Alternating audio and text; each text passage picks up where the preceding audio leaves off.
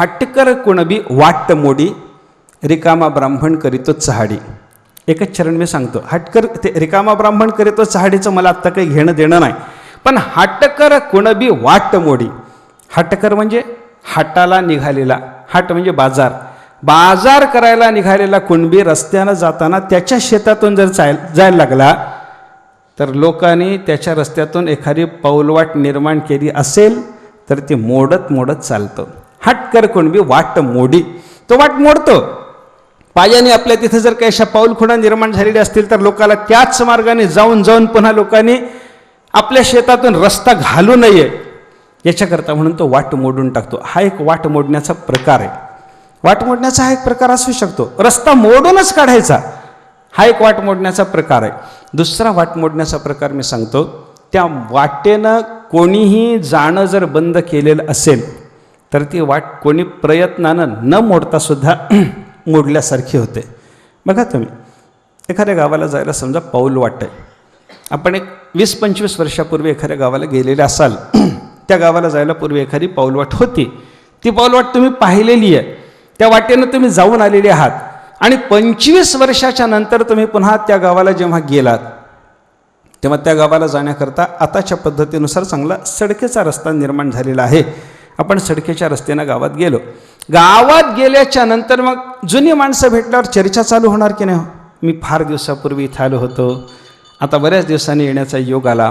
25 वर्षापूर्वी मी जेव्हा इथं आलो होतो ना, असा त्या गावाहून येणारा, या मार्गाने येणारा, या नाल्यातून येणारा, त्या नदीतून येणारा, त्या टेकडीवरून येणारा, असा एक लहानसा मार्ग होता, एक पाऊलवाट होती. ती पाऊलवाट आहे का हो? आलेला माणूस काय विचारतो, ती पाऊलवाट आहे का हो? आणि त्यानं ती पाऊलवाट आहे का असा प्रश्न विचारल्याच्या बरोबर जुने माणसं ती पाऊलवाट मोडकळीला आलेली पाहून काय म्हणतात, नाही हो, पाऊलवाट मोडली. पाऊलवाट मोडली म्हणजे ती पाऊलवाट मोडून काढायला कोणी हाटकर कुणबी गेला होता काय? कोणीतरी बाजाराला निघालेला कुणबी ती पाऊलवाट मोडायला गेलेला आहे असं झालं नाही. मग ती वाट मोडली कशी याचा विचार आहे. रस्त्याचा राजमार्ग निर्माण झाल्याच्या नंतर त्या वाटेनं लोकांचं चालणं बंद झालं आणि लोकांचं चालणं बंद झाल्यामुळं त्या वाटेला कोणीही न मोडता जणू ती मलिन झालेली असल्यामुळं मोडल्यासारखी झाली. त्याप्रमाणे तुकाराम महाराजासारख्या साधू पुरुषांनी भक्तीचा राजमार्ग निर्माण केला की परमात्म्याच्या प्राप्तीसाठी सांगितलेली कर्म, योग, ज्ञान, वैराग्य, त्याग ही जी बाकीची सगळी साधनं आहेत, हे जे मार्ग आहेत, या मार्गाने लोकांचं जाणं बंद झालं. राजमार्ग निर्माण झाल्यावर आडवाट्यानं आणि पाऊलवाट्यानं जातं कोण? सूक्ष्म मार्गाने जाणार कोण? म्हणून ते मार्ग कोणी लोकांचं चालणं त्या मार्गाने जाणं बंद झालेलं असल्यामुळं ते मार्ग न मोडता सुद्धा मोडल्यासारखे झाले. आणि हा आशय व्यक्त करण्याकरता तुकाराम महाराजांनी सांगितलं, मोडून या वाटा सूक्ष्म दुस्तर. आम्ही सूक्ष्म आणि दुस्तर अशा परमात्मा प्राप्तीच्या वाटा मोडून काढल्या आणि केला राज्यभार चाले ऐसा.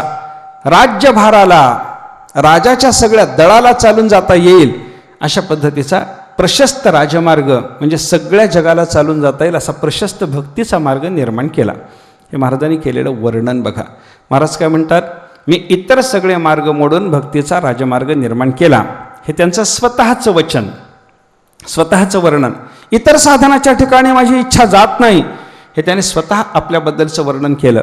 आणि निळोबाऱ्यांनी वर्णन करताना सुद्धा त्यांनी हरिभक्तीचाच महिमा विशेषरीतीनं वाढवलेला आहे हे केलेलं वर्णन. दोन्ही वर्णन बघा आणि या दोन्ही वर्णनाच्या आधारानं असं चिंतन करा की तुकाराम महाराजांनी भक्तीचाच महिमा जगाला विशेष रीतीनं सांगितला, इतर कोणत्या साधन मार्गाचा महिमा सांगितला नाही. का सांगितला नाही आणि भक्तीचाच महिमा विशेष रीतीनं का सांगितला याच्या कारणाचा विचार करा. कारण जर आपण पाहायला लागलं तर शास्त्रकारांनी एकच कारण सांगितलं, बाकीच्या सगळ्या साधनाच्या सापेक्ष, इतर सगळ्या साधन मार्गाच्या सापेक्ष तुलनेत आपण जेव्हा चिंतन करायला लागतो तेव्हा भक्तीचा मार्ग सोपा मार्ग आहे असं आपल्याला पाहायला सापडतं. भक्ती सोपी असं संतांनी म्हणलं नाही. भक्तीच्याबद्दल सोपेपणाची भाषा संत महात्मे वापरत नाहीत. भक्तीसुद्धा कठीण आहे. तुकाराम महाराजांचाच एक अभंग आहे, भक्ती तो कठीण शिळावरील पोळी, निवडे तो बळी विरळा शूर. भक्ती कठीण आहे, भक्तीसुद्धा शिळावरची पोळी आहे. ज्यानं ती प्राप्त करून घेतली तो फार मोठा शूर आहे, विरळा आहे, आगळा वेगळा पुरुष आहे. या वर्णनातून काय लक्षात घ्यायचं, भक्ती कठीण आहे हे लक्षात घेता येतं. बरं का. भक्तीचं वर्णन करताना तुकाराम महाराजांनी अजून एक चिंतन मांडलंय. भक्तीची तो जाती ऐसी सर्वस्वासी मुकावे. भक्तीची जातच अशी आहे की भक्ती करता सर्वस्वाला मुकावं लागतं. आपले सगळे नातेसंबंध सुटावे लागतात. आपला सगळा व्यवहार सुटावा लागतो. निरोधस्तु लोकवेद व्यापार न्यासहा. भक्तीचं स्वरूप सांगत असताना नारदाने सांगितलंय निरोध स्वरूपा भक्ती आहे. भक्ती निरोध स्वरूप आहे. निरोध म्हणजे काय? निरोधस्तु लोक वेद व्यापार न्यासहा. लौकिक क्रिया सगळ्या सोडून देणं, वैदिक क्रिया सगळ्या सोडून देणं याला म्हणतात निरोध. लौकिक क्रिया सगळी सुटली म्हणजे व्यवहार सगळा सुटला. वैदिक क्रिया सगळी सुटली म्हणजे पारमार्थिक सगळी साधनं सुटून गेली. आणि एवढ्या सर्वस्वाला मुकल्याच्या नंतर साधणारं जर भक्तिनामाचं साधन असेल तर त्या भक्तीला सोपे म्हणता की कठीण म्हणता बोला. सगळा व्यवहार सुटला पाहिजे. सगळा व्यवहार सुटला पाहिजे. ते भागवतात एक चिंतन येतं पा. भगवान श्रीकृष्ण परमात्म्याने गोकुळातून परमात्मा निघून आल्याच्यापासून गोपिका आणि गोपाळांना देवाचा जो विरह झाला होता, हा विरह शांत करण्याकरता उद्धवाला एकदा गोकुळात जाऊन सगळ्या गोपिकांचं आणि गोपाळांचं सांत्वन करायला पाठवलं होतं. उद्धवा शांतवन करजा त्या गोकुळवासी जनांचे. गोकुळवासी जनाचं सांत्वन करण्याकरता उद्धवाला देवाने पाठवलं. उद्धव आले, गोकुळात राहिले. शांतवन करण्याचा विचार बाजूला पडला उद्धवाच्या मनातून. उद्धवाने त्या सगळ्या गोपाळ गोपिकांची अवस्था पाहिली, बेभान झाले. काही काळ तिथं राहिले. भगवंताच्या चरणाला गोकुळातून बाहेर पडत असताना उद्धवाने प्रार्थना केली. उद्धवाची प्रार्थना आहे, या गोकुळामध्ये या गोपिकांच्या चरणाची धुली किंवा एखादा धुलीकण मला प्राप्त व्हावा याच्यासाठी एखाद्या गवताच्या काडीच्या गवताच्या पात्याच्या रूपात जरी मला जन्म प्राप्त झाला मी माझं भाग्य समजतो म्हणे. आसामहो चरणरेणुजुषा महम श्याम वृंदावने किमपि गुल्म लतौषधी नाम. या गोपिकांच्या पायाची धूळ प्राप्त होण्याच्या निमित्तानं, कारण इथं गवताच्या रूपानं मला जन्म प्राप्त झाला की इथून गोपिका जातील, गोपाळ जातील, त्यांच्या पायाची धुळी उडालेली माझ्या अंगावर येऊन पडेल. गोपिकांच्या पायाची धूळ प्राप्त व्हावी, गोपाळांच्या पायाची धूळ प्राप्त व्हावी यासाठी मला या वृंदावनामध्ये गुल्म लता औषधी कोणत्याही रूपामध्ये जन्म प्राप्त झाला तो मान्य आहे. का बाबा? गोपिकांच्या चरणाच्या धुळीची तुम्हाला एवढी मोठी अपेक्षा का? पुढं त्यांनी वर्णन केले. तिथं निरोध आलाय. त्यांनी सगळं सोडलंय आणि भगवंताच्या नादी लागल्यात. या दुस्त्यजम स्वजनम आर्यपथंच हित्वा भेजुर मुकुंद पदवीम श्रुतिभिर विमृग्याम. या गोपिकांनी काय केलंय? दुस्त्यजम स्वजनम आर्यपथंच हित्वा. दुस्त्यज म्हणजे टाकायला कठीण असलेला स्वजनाचा संबंध सोडून दिलाय. आर्य मार्ग, श्रेष्ठ मार्ग, ज्या मार्गानं चालण्यामध्ये जग वर्णन करतं, कौतुक करतं, स्तुती करतं, तो मार्ग सोडून दिलाय आणि भगवंताचं भजन करायला लागले. सगळं सोडलंय. स्वजनम आर्यपथंच. काय काय सोडलं? स्वजन सोडले म्हणजे लौकिक व्यवहार सुटला, आर्यपथ सुटला, वैदिक क्रिया सुटली. लौकिक वैदिक सगळं सगळं सोडलं. गोपिकांनी रासक्रीडेच्या प्रसंगामध्ये भगवंताचा विरह झालेल्या अवस्थेमध्ये देवाच्या समोर आपल्या अंतःकरणातला करुण भाव व्यक्त करताना सांगितलं, देवा आम्ही सगळं सोडून तुला भेटायला आलेले आहोत. पतिसुतान्वय भ्रातृबांधवान अतिविलंघ्यतेन्त्यच्युता गताहा. हे देवा, पती सुत अन्वय भ्रातृ बांधव या सगळ्याचं अतिलंघन करून, या सगळ्याची मर्यादा ओलांडून, या सगळ्याचं मनोगत ओलांडून हे अच्युता आम्ही तुझ्याजवळ आलेले आहोत. कृपा करा, आमच्याकरता प्रगट. आम्ही तुमच्याच आहोत, आम्ही तुमच्याच आहोत. हा गोपिकांनी व्यक्त केलेला भाव आपल्याला काय सांगतो? याने निरोध केलाय, त्याग केलाय. आणि निरोध करणं त्याच्यामध्ये लौकिक आणि शास्त्रीय सगळ्याच्या सगळ्या प्रकारच्या क्रियेचा आणि संबंधाचा जर निरोध असेल, त्याग असेल, आणि त्या त्यागातून जर भक्ती साधत असेल तर त्या भक्तीला सोपी म्हणता येतं का? सोपी म्हणता येत नाही. भक्ती कठीण आहे, भक्ती कठीण आहे. म्हणून भक्ती तो कठीण शिळावरील पोळी. आणि त्याचं कारण तुकाराम महाराजांनी जे सांगितलेलं आहे, कठीण म्हणण्याचं कारण जे सांगितले ते आपण आत्ता पाहिलं. भक्तीची तो जाती ऐसे सर्वस्वासी मुकावे. सर्वस्वाला मुकल्याशिवाय भक्ती नाही. भक्ती सर्वस्वाला मुकल्याशिवाय, निरोध रूपा असल्यामुळे सर्वस्वाला मुकल्याशिवाय ती साधत नाही. म्हणून ती कठीण आहे, मान्य आहे. पण कठीण असलेल्या या भक्तीच्या बद्दल विचार सांगताना संतांनी भक्तीला काही ठिकाणी सोपंही म्हणलं. त्याचं उत्तर काय? भक्तिपंथ बहु सोपा, पुण्य ना गवे या पापा, येणे जाणे खेपा, येणेची एके खंडती. तुकाराम महाराजांचंच वचन आहे.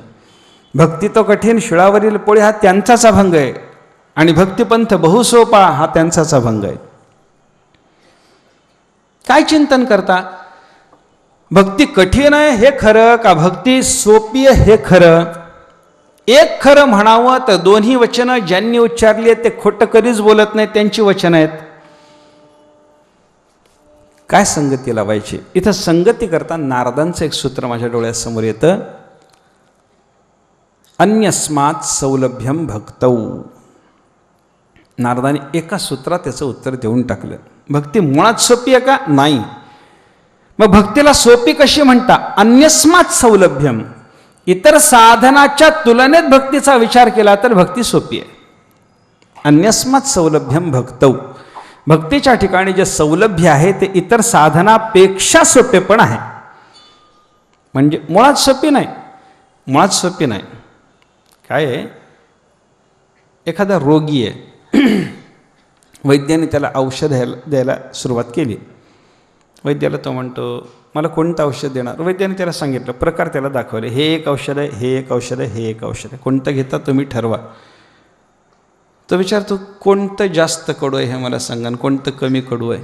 मग वैद्य म्हणतो तिन्ही तशी कडूच आहेत, पण त्यातल्या त्यात हे बरं आहे. मग वैद्य रोगी म्हणतो हा हे द्या मला. आता त्यातल्या त्यात जे कमी कडू आहे ते कडू नाही का? हो, कडूच आहे, पण त्यातल्या त्यात कमी कडू म्हणलं की मग घ्यायला माणसाची तयारी होते. त्या पद्धतीनं सगळी साधनं परमात्मा प्राप्तीची कठीणच आहेत. वैकुंठ साधक पंथा सतु गोप्यो ही विद्यते. नारदांना सनकादिकांनी सांगितले परमात्मा प्राप्तीचा प्रत्येक मार्ग गुप्तच आहे, गुप्तच ठेवावा लागतो.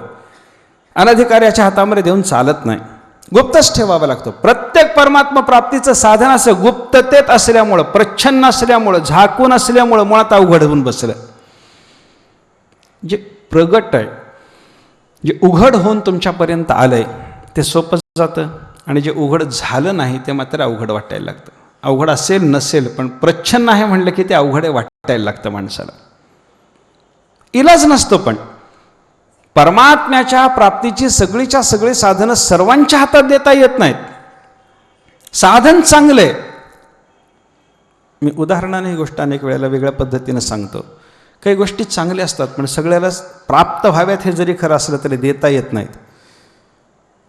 ज्ञानेश्वर महाराजांचं एक उदाहरण आहे, तुकाराम महाराजांनी दिलेलं एक उदाहरण आहे. दोन्ही उदाहरणं आपल्यासमोर सांगतो. ज्ञानोबाराने असं सांगितलं, पंचपक्वान्नाचं ताट आहे, सोन्याच्या ताटामध्ये पंचपक्वान्न वाढली. चांगलं की वाईट मला एकदा सांगा बरं. आपण चांगलं नाही? हो नाही म्हणा ना काहीतरी. पंचपक्वान्नाचं सिद्ध झालेलं ताट चांगलं आहे.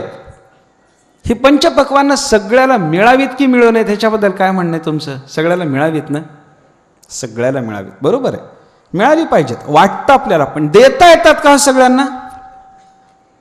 सगळ्यांना देता येतात का? देता येत नाही. ज्ञानोबारांनी फार चांगला विचार सांगितला आहे. जे सायासे स्तन्य सेवी ते पक्वान्ने केवी जेवी, म्हणून बाळका जैसी नेदावी धनुर्धरा. ज्ञानोबारा सांगतात पंचपक्वान्नाचं सोन्याचं ताट वाढून सिद्ध झालं. पंचपक्वान्न चांगली आहेत, मान्य. सगळ्याला खायला मिळावीत, मान्य. पण ज्याला जन्मून अजून 10ही दिवस झाले नाहीत आणि ज्याला अजून धड स्तनातलं दूध ओढता येत नाही, त्या लहान बालकाला ती पंचपक्वान्न द्यायची का सांगा? देता येत नाही. का देता येत नाही? पंचपक्वान्न चांगली आहेत. बाळालाही ती मिळावीत अशी आपण अपेक्षा धरू शकतो, पण बाळकाचाच ती पचवण्याचा अधिकार नाही ना, मग त्याला ती देऊ नयेत, त्याला ती देऊ नयेत. ज्ञानेश्वर महाराजांनी हे उदाहरण सांगितलं. तुकाराम महाराजांनी दुसरं उदाहरण दिलं. पंचपक्वानं सोडून दिली तुकाराम महाराजांनी. एक खीरच आणली, दुधाची खीर केली म्हणे. चांगली दुधाची खीर केली. दूध आणलं भरपूर, घागरभर तापून ते आटवून बासुंदीसारखं केलं. त्याच्यात भरपूर साखर टाकली. भरपूर म्हणजे चवीपुरती, पाक करायचा नाही त्याचा, चवीपुरती साखर टाक. त्याच्यात वेलदोडा टाकला, त्याच्यात केशर टाकला, अजून काय टाकायचं ते टाकून दे. त्याच्यात काय आपल्याला द्यायचं का घ्यायचं, सगळं टाका त्याच्यात. चारोळी टाका, बदाम टाका, काजू टाका, बेदाणा टाका. उत्तम खीर तयार झाली. ही खीर चांगली आहे की वाईट आहे सांगा बरं? हो नाही म्हणा ना, चांगली आहे ना. हां, ते मला काय थोडं संवादानं बोलायची सवय म्हणून तुम्हाला पुन्हा पुन्हा विचारतो मी. तुमच्याकडून जर उत्तर नाही आलं तर मला पुढं बोलता येत नाही. ते गोष्ट सांगणाऱ्याला जसं हो हो म्हणावं लागतं की नाही, तसं मला काहीतरी बोललं पाहिजे तर पुढं बोलता येतं. खीर चांगली आहे, सर्वांना मिळावी की नाही? मिळावी, चांगली गोष्ट आहे. आपण उदार संताच्या भावनेची आपण आहोत, अप्पलपोटे नाही आपण. सगळ्याला मिळावी, उदार भावना. द्यायचं नाही घ्यायचं नाही, पण भावना धरायला काय बिघडलं? खीर चांगली आहे, सर्वांना मिळावी हे खरं आहे, सर्वांना ती वाढावी द्यावी हेही खरं आहे, सर्वांना दिली जाते हेही खरं आहे. पण तुकाराम मला सांगतात की ती कुत्र्याला वाढू नये म्हणे. कारण तुका म्हणे श्वाना क्षीरीचे भोजन सवेची वमन घडितया. दुधाची खीर कुत्र्याच्या पोटात गेल्याबरोबर ती त्याला पचत नाही, ती वांती होते आणि बाहेर येतं. म्हणते त्याला देता येत नाही. चांगली वस्तू आहे, सर्वांना मिळावी हे खरं आहे, पण ती वस्तू घेण्याचा, ती वस्तू पचवण्याचा अधिकार नसताना ते त्याला देऊ नये. हे जसे या तुकाराम महाराजांनी ज्ञानेश्वर महाराजांनी दिलेल्या 2 उदाहरणातून आपल्याला दिसून येतं. त्याप्रमाणे ज्ञान चांगलं आहे, वैराग्य चांगलं आहे, योग चांगला आहे, कर्म चांगलं आहे, पण हे सगळंच्या सगळं प्रत्येकाच्या हातात देता येण्यासारखं नसतं. त्या साधनाचा ठराविक अधिकारी असतो. कर्माचा ठराविक अधिकारी आहे, त्यालाच कर्म सांगावं. योगाभ्यासाचा ठराविक अधिकारी आहे, त्यालाच योग सांगावा. ज्ञानाचा ठराविक अधिकारी आहे, त्यालाच ज्ञान सांगा. कोणत्याही शास्त्राची जी सूत्रात्मक रचना झाली, सूत्रग्रंथ निर्माण झाले ते शास्त्र व्यक्त करण्याच्या दृष्टीनं. पतंजलीची योगसूत्र आहेत, व्यासांची ब्रह्मसूत्र आहेत, जैमिनीची मीमांसा सूत्र आहेत, कर्मसूत्र आहेत. प्रत्येकाने आपलं शास्त्र व्यक्त करण्याच्या दृष्टीनं सूत्रात्मक ग्रंथरचना केली. आणि ती सूत्रात्मक ग्रंथरचना करताना पहिल्यांदा तो शास्त्रकर्ता अथ शब्द वापरतो. अथ योगानुशासनम पतंजली म्हणतात. अथातो ब्रह्मजिज्ञासा व्यासमहर्षी म्हणतात. अथातो भक्तिं व्याख्यास्यामः नारद बोलतात. अथ अर्थ जिज्ञासा चाणक्य बोलतात. सगळ्यांनी आपल्या शास्त्राची अभिव्यक्ती करताना निर्माण केलेली जी सूत्र आहेत, सूत्रात्मक जे ग्रंथ आहेत, सुरुवातीला अथ शब्द आहे. आणि हा अथ शब्द काय अर्थ देतो? अथ म्हणजे नंतर. अथ शब्द हा आनंतर्यार्थ. हा आचार्याने लिहिले, जगद्गुरु शंकराचार्याने ब्रह्मसूत्र भाष्यावर भाष्य लिहिताना अथ शब्दाबद्दल, अथ शब्द नंतर हा अर्थ सुचवणार. नंतर म्हणजे यथोक्त साधन संपत्त्यनंतरम. त्या शास्त्राचं श्रवण, चिंतन, ग्रहण, पठन करण्याकरता लागणारा जो अधिकार आहे, तो अधिकार मिळवल्याच्या नंतर मग त्या साधनात. ज्ञान कधी घ्यायचं? ज्ञानाचा अधिकार आल्यानंतर. अथ शब्दातून हे व्यक्त होतं. कर्म कधी करायचं? कर्माचा अधिकार आल्यानंतर. योग कधी करायचा? योगाचा अधिकार आल्यानंतर. प्रत्येक शास्त्राच्या बद्दल चिंतन असं दिलंय, याच्या नंतर करा, हे मिळाल्यानंतर करा. म्हणजे काय आहे? तुम्हाला विशिष्ट अधिकार सिद्ध झाल्याच्या शिवाय ते साधन करून उपयोग होतच नाही.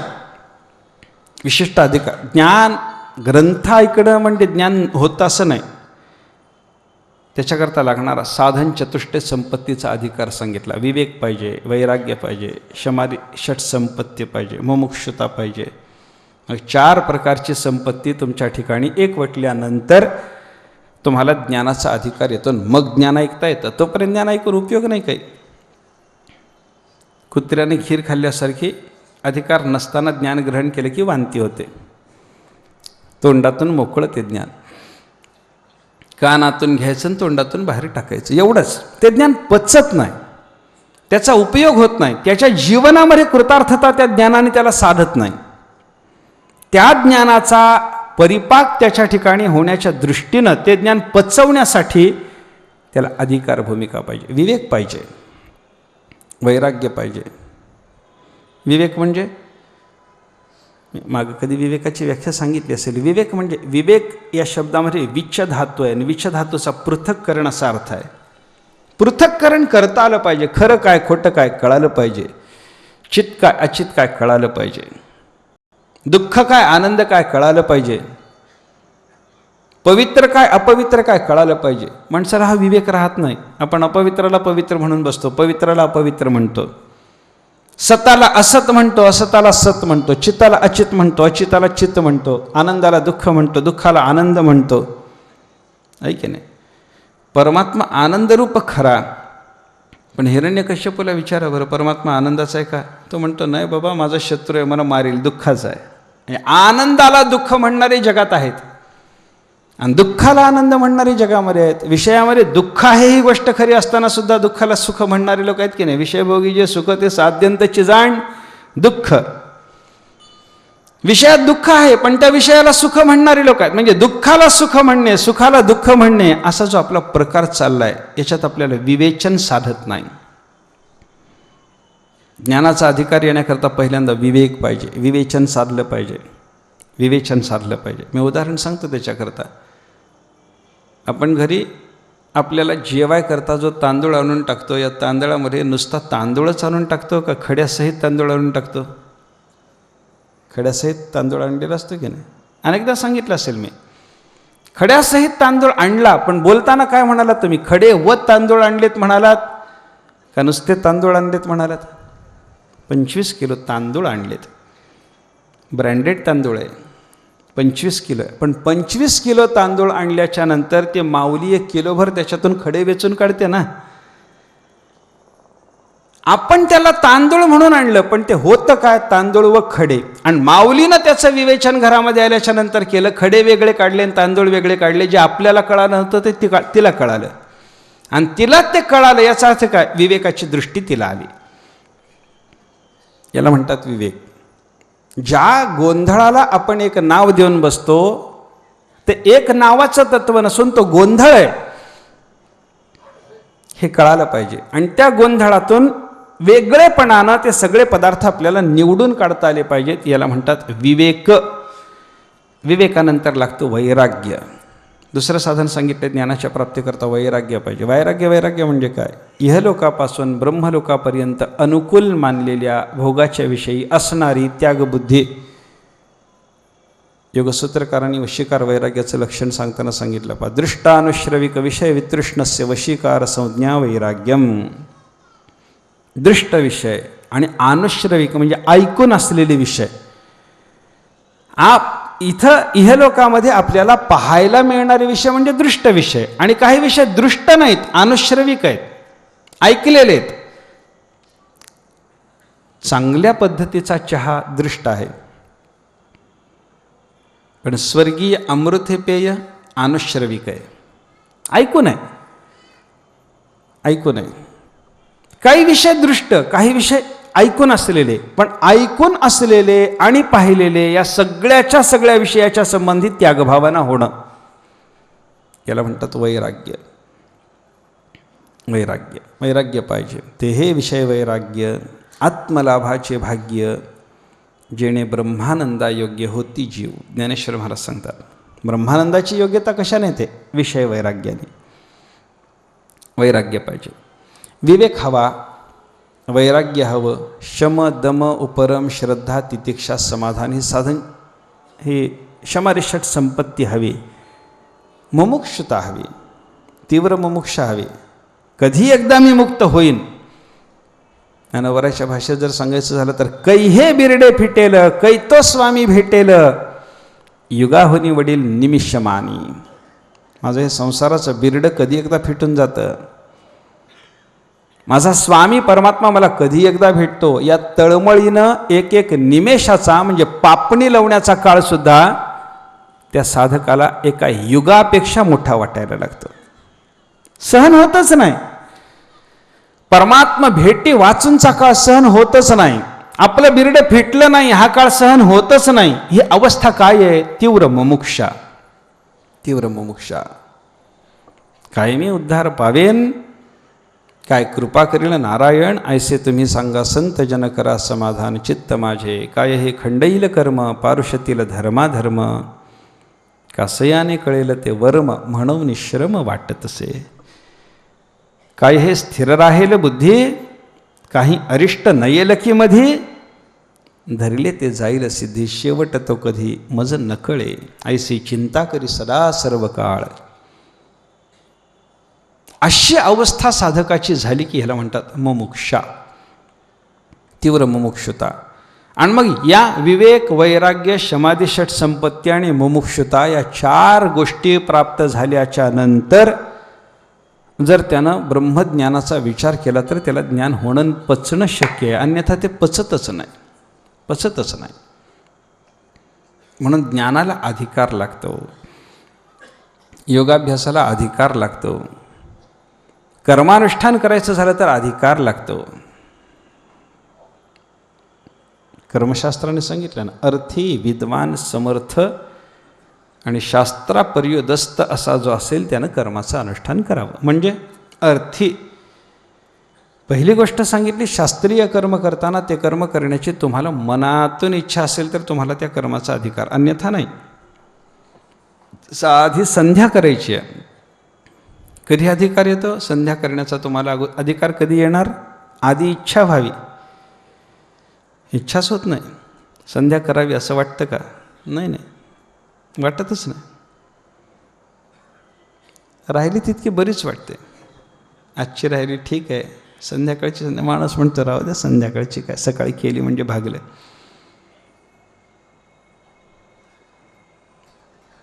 एक साधू म्हणत होते, संध्याकाळची संध्या कर म्हणून साधकांना सांगितलं की ते म्हणतात, केशव नारायण वगैरे संध्या करेंगे सबेरे.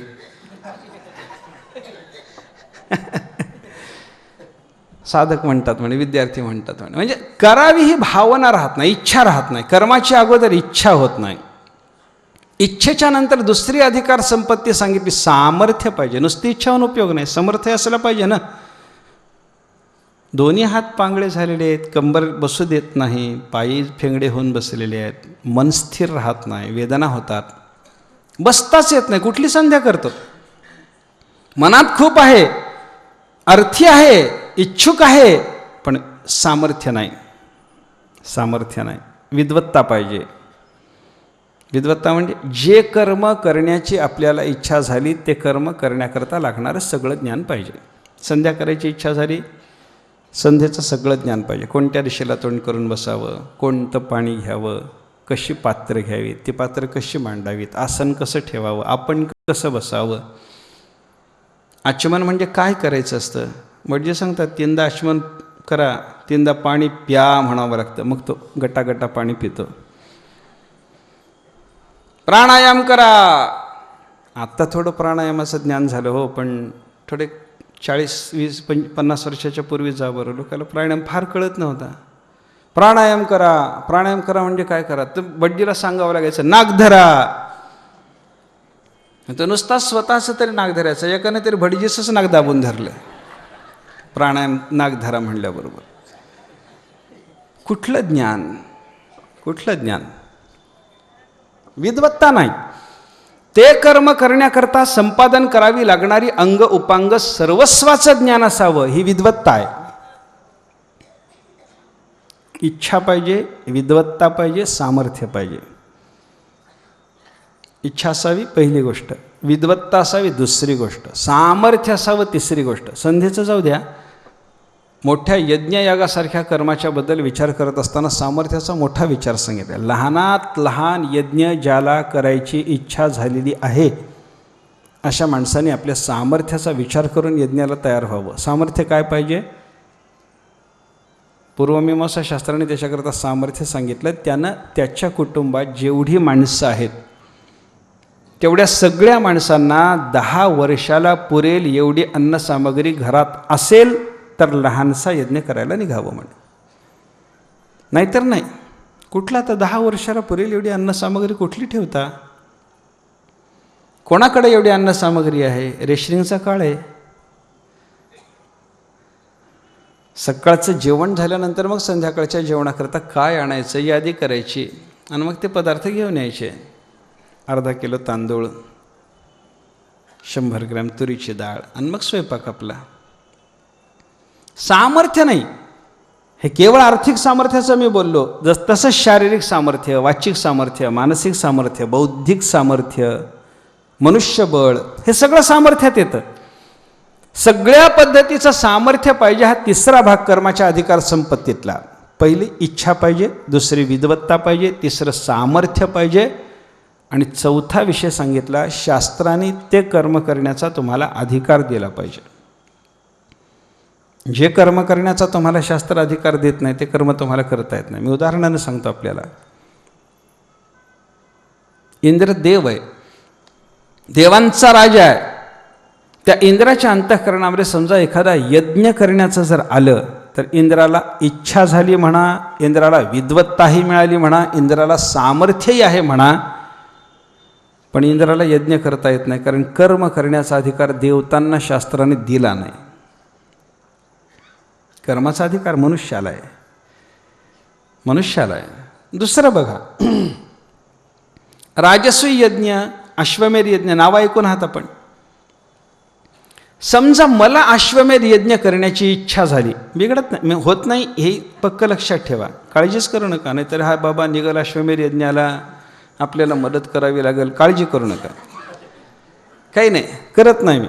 पण समजा ना, उदाहरणाकरता मी बोलतोय, अश्वमेध करण्याची समजा मला इच्छा झाली. अश्वमेध यज्ञाकरता लागणारं सगळं ज्ञानही मी मिळवलं, अश्वमेध यज्ञाकरता लागणारं सामर्थ्य तुमच्या सगळ्याच्या सहकार्यानं मिळवून मी जगही जिंकून आलो, तरी मला अश्वमेध यज्ञ करता येत नाही. त्याचं कारण काय? शास्त्र म्हणतं अश्वमेध यज्ञ करण्याचा अधिकार फक्त क्षत्रिय राजाला आहे. नुसत्या क्षत्रियाला नाही, राजा असलेल्या क्षत्रियाला आहे. तो ब्राह्मण आहेस, तुला करता येत नाही. शास्त्राने ते कर्म करण्याचा अधिकार देणं ही स्वतंत्र गोष्ट आहे. पुन्हा 4 गोष्टी एकत्रित याव्यात तेव्हा कर्म करता येतं. 4 गोष्टी एकत्रित याव्यात तेव्हा ज्ञानाचं साधन करता येतं. पण भक्तीचं असं आहे, भक्ती करता काही लागत नाही, काही लागत नाही. भक्तीचं सोपेपण, अन्यस्मात् सौलभ्यम. इतर साधनाच्या पेक्षा भक्ती सोपे म्हणण्याचं कारण काय? ज्ञानासारखी अधिकार संपत्ती लागत नाही, कर्मासारखी अधिकार संपत्ती लागत नाही. भागवतामध्ये उद्धवाला उपदेश करत असताना एका अध्यायामध्ये भगवान श्रीकृष्ण परमात्म्याने 3 पद्धतीचे भगवंताच्या प्राप्तीचे जे साधन मार्ग आहेत, योगास्त्रयो मया प्रोक्ताः नृणां श्रेयो विधित्सया ज्ञानम कर्मच भक्तिश्च नोपायोन्योस्ति कुत्रचित. देवाने सांगितलं, उद्धवा, श्रेयो विधित्सया, मनुष्य मात्राच्या परम कल्याणाच्या साठी, परम कल्याण करून देण्यासाठी मया 3 योगाः प्रोक्ताः, मी 3 योग सांगून ठेवलेले आहेत. एक ज्ञानयोग, एक कर्मयोग, एक भक्तियोग. संपलं. नोपायोन्यस्ति कुत्रचित, अन्यः उपायः कुत्रचित न असते. दुसरा कोणताही उपाय कुठेही नाही. 3च उपाय. 3ही पैकी एका उपायाने परमात्मा प्राप्ती होणार, हे खरं आहे. पण हे 3ही उपाय कोणी करायचे, कोणता मार्ग कोणाकरता, याचा विचार भगवंताने सांगितला. निर्विण्णानाम ज्ञानयोगो न्यासीनामिह कर्मसु तेषु अनिर्विण्ण चित्तानाम कर्मयोगस्तु कामिनाम न निर्विण्णः नातिसक्तः भक्तियोगस्य सिद्धिदः.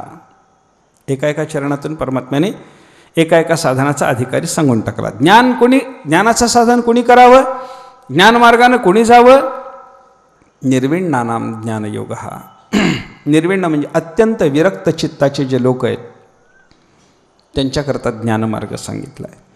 न्यासीनाम इह कर्मसो, इहलोकात वैराग्याच्या योगानं ज्यांनी लौकिक वैदिक सगळ्या कर्माचा त्याग करून टाकला आहे त्यांच्याकरता ज्ञानमार्ग आहे. बरं, कर्मयोग कोणी सांभाळायचा, कर्मयोगाचं अनुष्ठान कोणी करायचं, कर्ममार्गानं कोणी जायचं? तेषु अनिर्विण्ण चित्तानाम कर्मयोगस्तु कामिनाम, ज्यांच्या चित्ताला अजिबात वैराग्य नाही, ज्यांच्या चित्तामध्ये सांसारिक काही ना काहीतरी कामना आहेत, अशाच लोकांनी फक्त कर्ममार्गाचं अनुसरण करायचं. ठीक आहे.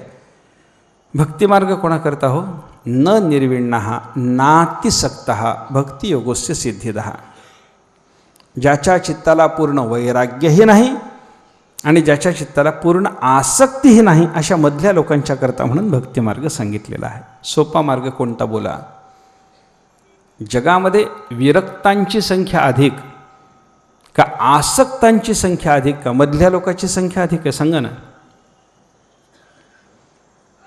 विरक्ताची संख्या फार कमी, आसक्तांची संख्या तीही कमीच आहे. आसक्तांची संख्या कमीच आहे, मधल्या लोकांची संख्या जास्त आहे. बघा तुम्ही आपला विचार करा ना. तुम्ही आम्ही कसे आहोत? विरक्त मुळीच नाही, आसक्त तसेही नाही, तसे नाही. बघा तुम्ही इथं सकाळ संध्याकाळ आपला विचार चालू आहे. मग या विचाराला या वेळेमध्ये आपण वर्षभर जे काम करत असतो किंवा वर्षभर आपल्याला जे काही जीविका साधनं असतील, या वेळेमध्ये सकाळच्या वेळेत आणि या वेळेमध्ये कामं असतील, घरची कामं असतील, काही व्यवहार असतील, तर सगळा व्यवहार सोडून सकाळी 1-1.5 तास, संध्याकाळी 1-1.5 तास तुम्ही इथे येऊन जे बसायला लागलात, हे आसक्ती असते तर बसला असतात का? अत्यंत आसक्त मनुष्य इथे येऊन बसला असता का? नाही, बसला नसता. नाथ महाराजांच्या जीवनातलं एक उदाहरण आहे ना. एक व्यापारी होता पैठणमध्ये नाथांच्या काळात. नाथ महाराज सकाळी ब्रह्ममुहूर्तावर गंगा स्नानाला जायचे. ब्रह्ममुहूर्तावर पहाटे 2:30च्या पुढं लगेच ते स्नानाला निघायचे. तर नाथ महाराज गोदावरीच्या स्नानाला जाण्याच्या आधी त्याचं दुकान उघडलेलं असायचं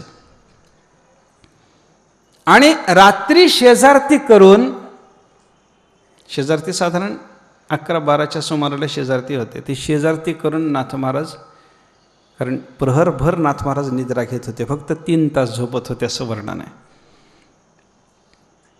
रात्री 12च्या सुमाराला नाथ महाराज शेजारती देवाची करून आपल्या घरी परत जात असताना त्याचं दुकान चालूच असायचं. हो, चालूच असायचं.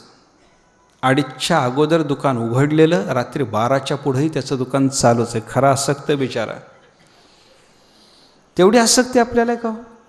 नाथ महाराज त्याला एकदा समजावायला गेले, बाबा थोडं भजन करत जा, दुकान एवढं चालवतोस हे खरं आहे, भजन थोडं. तो म्हणलं मरायला फुरसत नाही. म्हणलं कुठं तुमच्या भजनाला येऊ. गेलाच नाही शेवटपर्यंत नाथ महाराजांच्या भजनाला. तो नाथाने त्याला शेवटी सांगितलं, म्हणे तू जरी येत नसलास बाबा, तुझ्याकरता मी वेळ काढतो, पण तुला काही शिकवतो, भजन कर, थोडं नामस्मरण कर.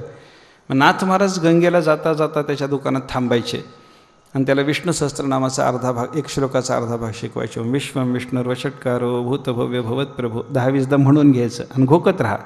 काम करता करता, दुकानदारी करता करता तुला हे म्हणता येईल बाबा. असं करून 6 महिन्यात नाथ महाराजांनी त्याच्याकडून विष्णू सहस्त्रनाम पाठ करून घेतलं. आणि पाठ झाल्यावर बाबानं विचारलं, झालं म्हणलं पाठ, तुम्ही खटाटोपानं पाठ करून घेतलं माझ्याकडून, म्हणायचं कधी? वेळ कोणाला आहे? दुकानातून घरी जेवायला वेळ नाही, तुमचं विष्णू सहस्त्रनाम म्हणायचं कधी? नाथ महाराजांनी त्याला सांगितलं, त्याच्याही करता योजना करतो बाबा. काय? नाथ महाराज त्याला म्हणाले, स्नान करतोस की नाही? ते करतो म्हणाला. स्नान करताना स्नानाचा पहिला तांब्या डोक्यावर पडला की म्हणायला सुरुवात करायची, अंग धुवून अंग पुसून धोतर नेसेपर्यंत विष्णू सहस्त्रनाम म्हणून संपतं. आपल्याला लक्षात ठेवायला हरकत नाही, तेवढ्या वेळात संपतं आपलंही. तेवढं तरी व्हावं निदान. म्हणायला लागला. विष्णू सहस्त्रनाम म्हणणं त्याचं सुरू झालं. रोज स्नानाचा पहिला तांब्या डोक्यावर पडल्यापासून त्यानं जे विष्णू सहस्त्रनाम म्हणावं, अंग पुसून धोतर नेसेपर्यंत संपून जायचं. बरं वाटलं त्यालाही. पुढं आयुष्य संपलं, नाथ महाराजांच्या भजनाला कधीच गेला नाही.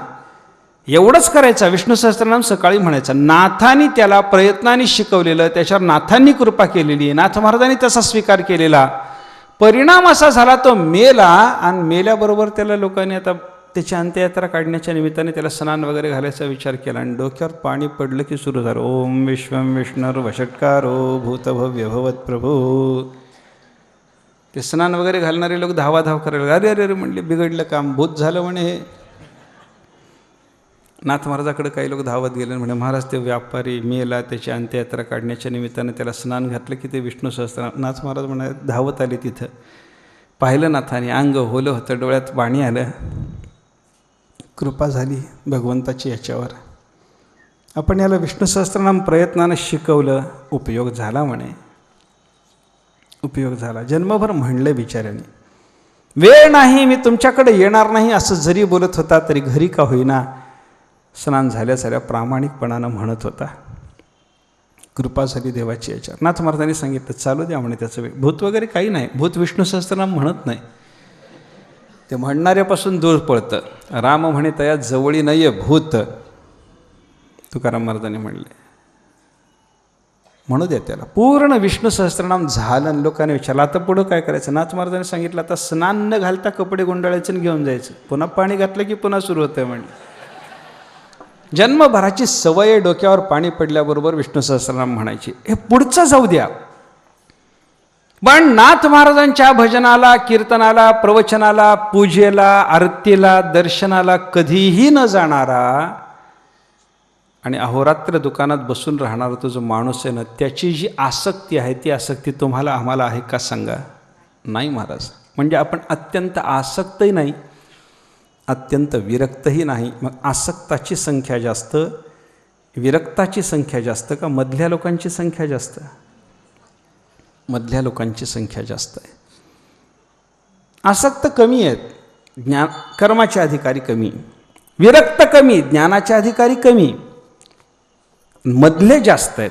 नातिसक्त, नातिविरक्त असे लोक जास्त असल्यामुळं या लोकांच्या करता सांगितलेला जो भक्ती मार्ग आहे, हा भक्ती मार्ग राजमार्ग असावा असा मार्ग आहे.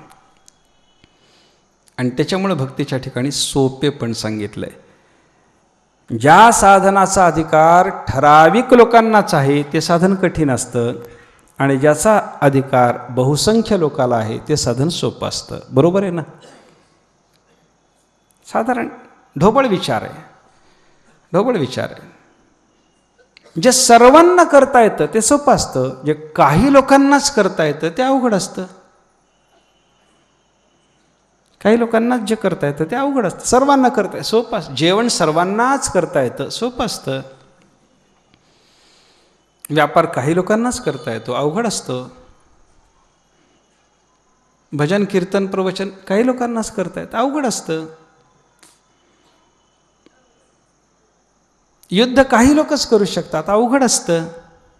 जे ठराविक लोकांना करता येतं ते कठीण, जे सर्वांना करता येतं ते सोपं. भक्ती सर्वांना करता येते म्हणून सोपी.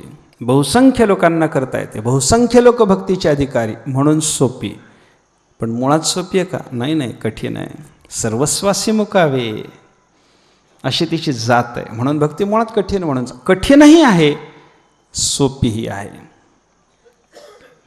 सोपीही आहे, कठीण. म्हणून भक्तीचा महिमा सोपी असल्यामुळं, इतर साधनांच्या अपेक्षेनं भक्ती सोपी असल्यामुळं तुकाराम महाराजांनी इतर साधनाचा महिमा न गाता हरिभक्तीचा महिमा विशेष वाढविला.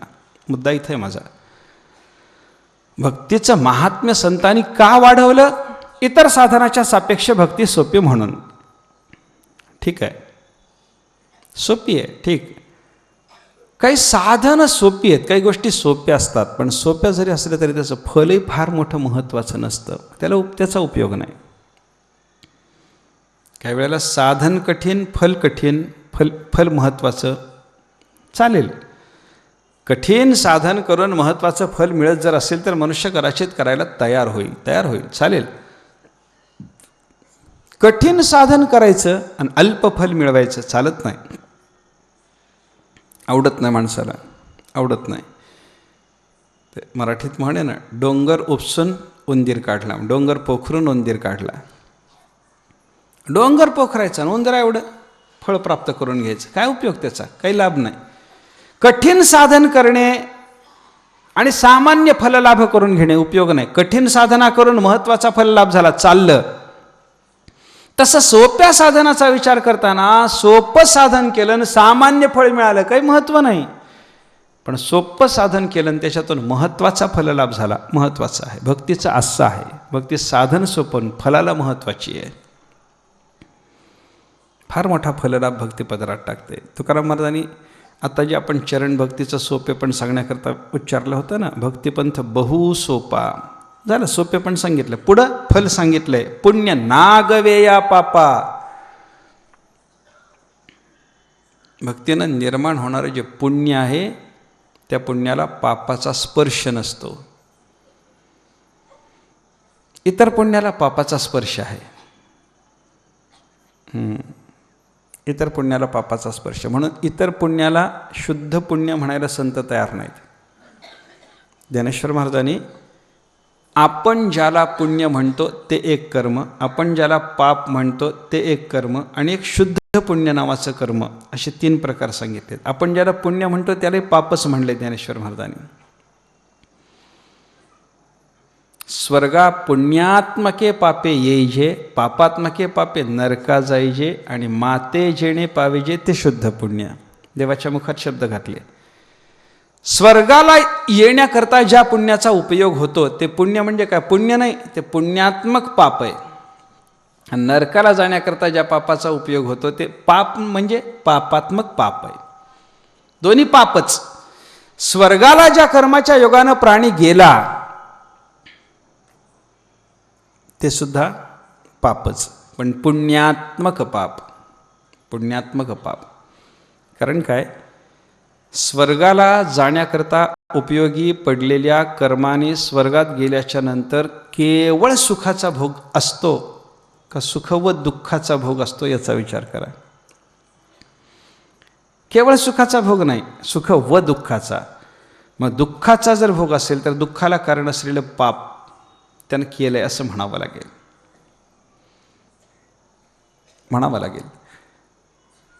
उदाहरणानं बघा, इंद्राच्या शरीराला 1000 छिद्र आहेत असं वर्णन आहे.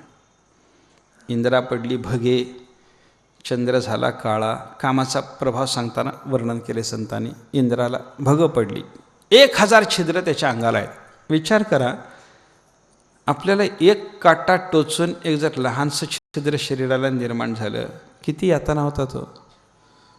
एक टाचणी टोचणी छिद्र पडलं, किती यातना आहेत. डॉक्टरने इंजेक्शन देण्याकरता जरी सुई टोचली तरी थोडं तरी दुखतंच की नाही. इंद्राला 1000 छिद्र आणि दुःख नाही. दुःख आहे. मग हे दुःख आलं कुठून? त्यानं तर स्वर्गाला जाण्याकरता करावं लागणार पुण्य केलं आहे. मग दुःख आलं कुठून? नाही, त्यानं पुण्य केलं नाही, पुण्यात्मक पाप केलं आहे. म्हणून दुःख आणि सुख दोन्हीचा अनुभव घेतोय. पापात्मके पापे नरका जायचे. नरकात जाण्याकरता त्यानं काय केलं? पापात्मक पाप केलं. आणि परमात्म्याच्या प्राप्तीकरता उपयोगी असणारं जे पुण्य आहे ते पुण्य कसं? शुद्ध पुण्य. माते जेणे पाविजे ते शुद्ध पुण्य. जयामध्ये नारायण शुद्ध पुण्य ते एक. ज्याच्याने भगवान भेटतो ते शुद्ध पुण्य आहे. शुद्ध पुण्य म्हणजे ज्याला पापाचा स्पर्श नाही असं पुण्य. ते कशाने मिळतं? पुण्य नागवे या पापा. भक्तीनं निर्माण होणारं जे पुण्य आहे त्याला पापाचा स्पर्श नाही, शुद्ध पुण्य आहे. आणि येणे जाणे खेपा, येणे एकेची खंडती. याच एका भक्ती नावाच्या साधनानं येण्या जाण्याच्या बहुसंख्य लोकांच्या खेपा, जन्ममरणाच्या खेपा खंडतात, बंद पडतात. जन्ममरण थांबतं, मोक्ष मिळतो. भक्तीचा परिणाम. आता शुद्ध पुण्य देणारी भक्ती ऐका, येण्या जाण्याच्या खेपा खंडवून टाकणारी भक्ती, मोक्ष मिळवून देणारी भक्ती, परमात्मा साक्षात्कार घडवणारी भक्ती, हे जर भक्तीचं वर्णन असेल तर ही भक्ती सोपी असून आपल्याला मोठं फल देणारी आहे असं तिचं वर्णन करता येईल की नाही बोला. सोपी आहे पण फलाला मोठी आहे. सोपी असून फलाच्या बाबतीमध्ये मोठी असल्यामुळं भक्तीचं मोठेपण आहे. ज्ञान, कर्म, योग ही साधनं कठीण असून महत्त्वाचं फल देतात. भक्ती सोपी असून महत्त्वाचं फल देते. तुलनेनं कोणतं साधन उचलावं वाटेल? जे सोपं आहे, कठीण असून महत्त्वाचं फल देणारं साधन. जर सगळीच साधनं कठीण असती तर त्याच्यातलं एखादं निवडावं लागलं असतं. पण बाकीची सगळी साधनं कठीण असून महत्त्वाची फलं देणारी जशी आहेत त्याप्रमाणे भक्ती सोपी असून महत्त्वाचं फल देणारी आहे. कोणतं उचलायचं? सोपी असलेली भक्ती उचलावी. आणि जगाच्या दृष्टीनं या साधनाचा उपयोग असल्यामुळं, सोपी असून महत्फलद भक्ती असल्यामुळं भक्तीचा महिमा तुकाराम महाराजांनी विशेष रीतीनं गायला. हरिभक्तीचा महिमा विशेष वाढविला. हे जे निळोबारांनी केलेलं वर्णन आहे त्याच्यात एवढं स्वारस्य आहे. हरिभक्तीचा महिमा तुकाराम महाराजासारखे साधुपुरुष विशेष वाढवतात. हे भक्तीचं महिमा आहे. सोपी आहे, महत्त्वाची आहे. आणि सोपी व महत्त्वाची असल्यामुळे, भक्तीचा महिमा असल्यामुळे तिचं महत्त्व तुकाराम महाराजांनी जगात विशेष रीतीनं वर्णन करून सांगून स्थापित केलं, विस्तारलं. नारदांनी सुद्धा प्रतिज्ञा केली, घराघरात मी भक्तीची स्थापना करीन. तशी तुकाराम महाराजांची प्रतिज्ञा आहे. हरिभक्तीचा महिमा विशेष वाढविला. आणि विशेष रीतीनं भक्तीचा महिमा व्यक्त करणारे हे संत महात्मे असल्यामुळं, ऐका, त्यांच्याजवळ जर आपण ही भक्ती मागितली तर ते आपल्याला, कारण ते भक्तीचा महिमाच व्यक्त करायला आलेले असल्यामुळं आपण त्यांना भक्ती मागितली तर ते आपल्याला भक्ती देतात. जो ज्या साधनाचा महिमा विशेष रीतीनं सांगून जगाला जे साधन द्यायला आला आहे त्याच्याकडं ते साधन जर आपण मागितलं तर सहज मिळणार आहे. तुकाराम महाराज भक्तीचं महत्त्व सांगून, म्हणजे संत महात्मे सगळेच्या सगळे भक्तीचं महत्त्व सांगून सगळ्या जगाला भक्ती देण्याकरता आलेले आहेत. मग त्यांच्याकडे जर आपण भक्ती मागितली तर आपल्याला भक्ती सहज प्राप्त होईल की नाही. म्हणून संताजवळ भक्ती मागितली. नवविधा काय बोलिली जे भक्ती, द्यावी माझ्या हाती संतजनी जनी. संतजनांनी माझ्या हातामध्ये ती भक्ती द्यावी असं तुकाराम महाराज म्हणतात. ती नवविधा आहे. नवविधा म्हणजे 9 प्रकारची आहे. ते 9 प्रकार कोणते त्याचा विचार आणि त्या 9 प्रकारापैकी घडेल तेवढ्या प्रकाराचं चिंतन आपल्याला करायचं आहे. उद्या सकाळच्या वेळेमध्ये आपण पुढचा विचार पाहू. पुंडलिक वरदा हरी विठ्ठल, श्री ज्ञानदेव तुकाराम विठ्ठल विठ्ठल विठ्ठल विठ्ठल विठ्ठल विठ्ठल विठ्ठल. पुंडलिक वरदा हरी विठ्ठल, श्री ज्ञानदेव तुकाराम. सद्गुरु गुंडा महाराज की जय. सद्गुरु हरी महाराज की जय. सकल दुःख निरास करावया, धरुनी भूवरी जो अवतारया. भजन मार्ग जना शिकवी सदा, मम मना भजत्या गुरुच्या पदा.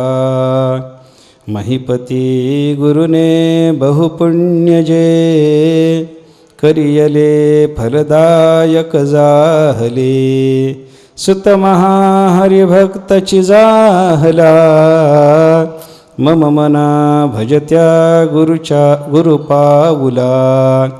गुरुशिखा मणिचे पदकंज जो, हृदय संतत वाहुनी राहतो.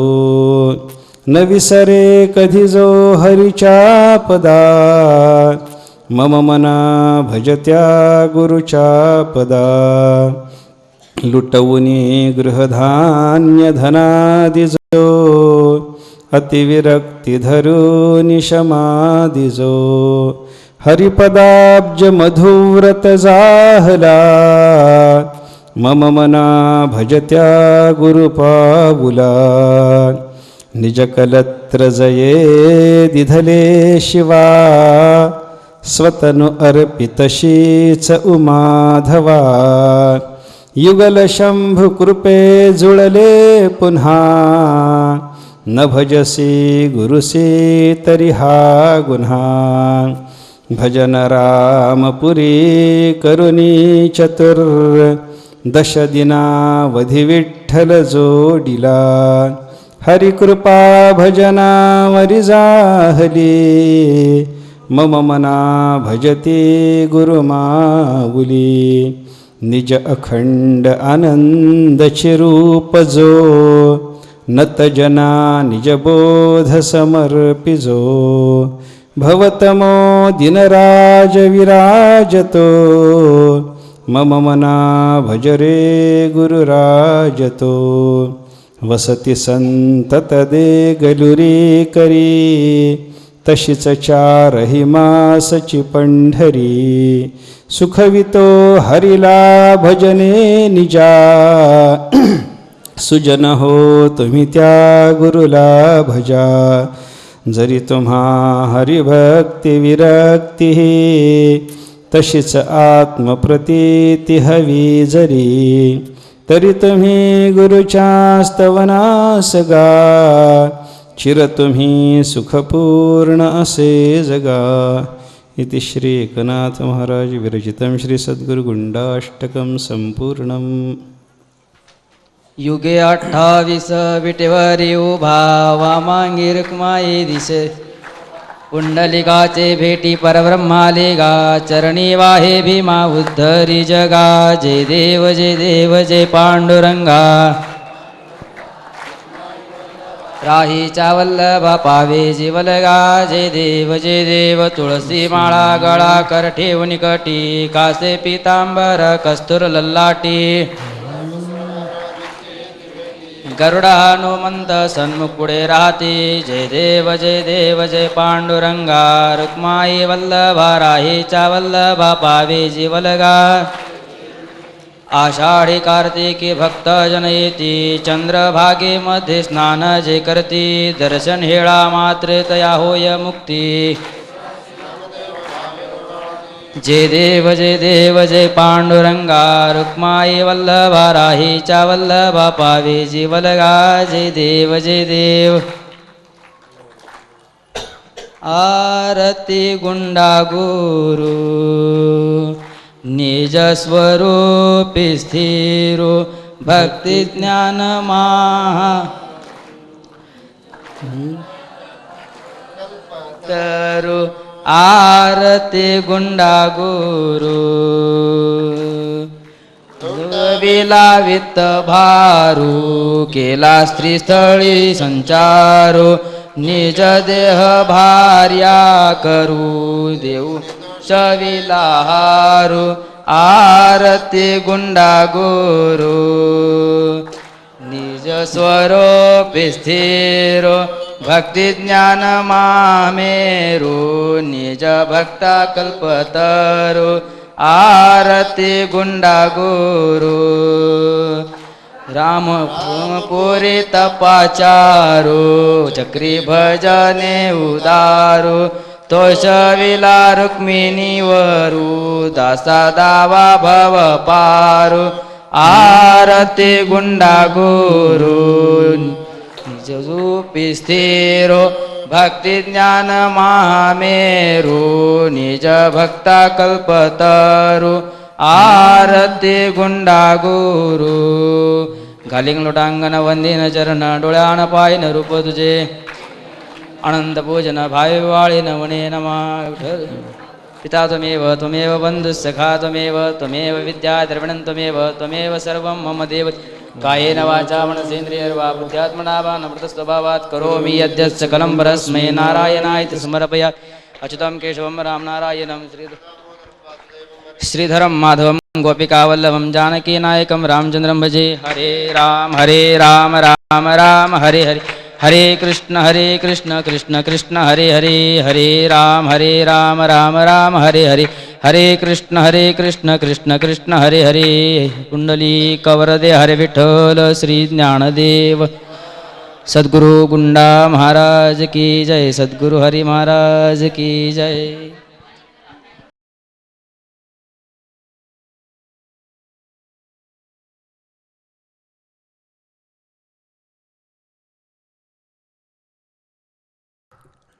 हरे राम राम राम हरे हरे. हरे कृष्ण कृष्ण कृष्ण हरे हरे.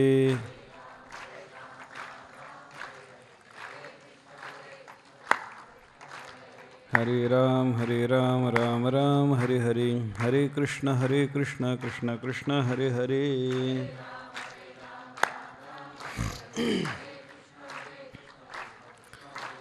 हरे राम राम राम हरे हरे. हरे कृष्ण कृष्ण कृष्ण हरे हरे.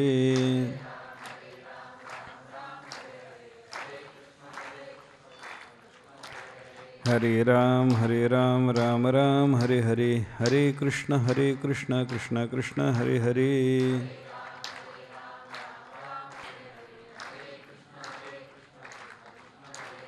हरे राम राम राम हरे हरे. हरे कृष्ण कृष्ण कृष्ण हरे हरे.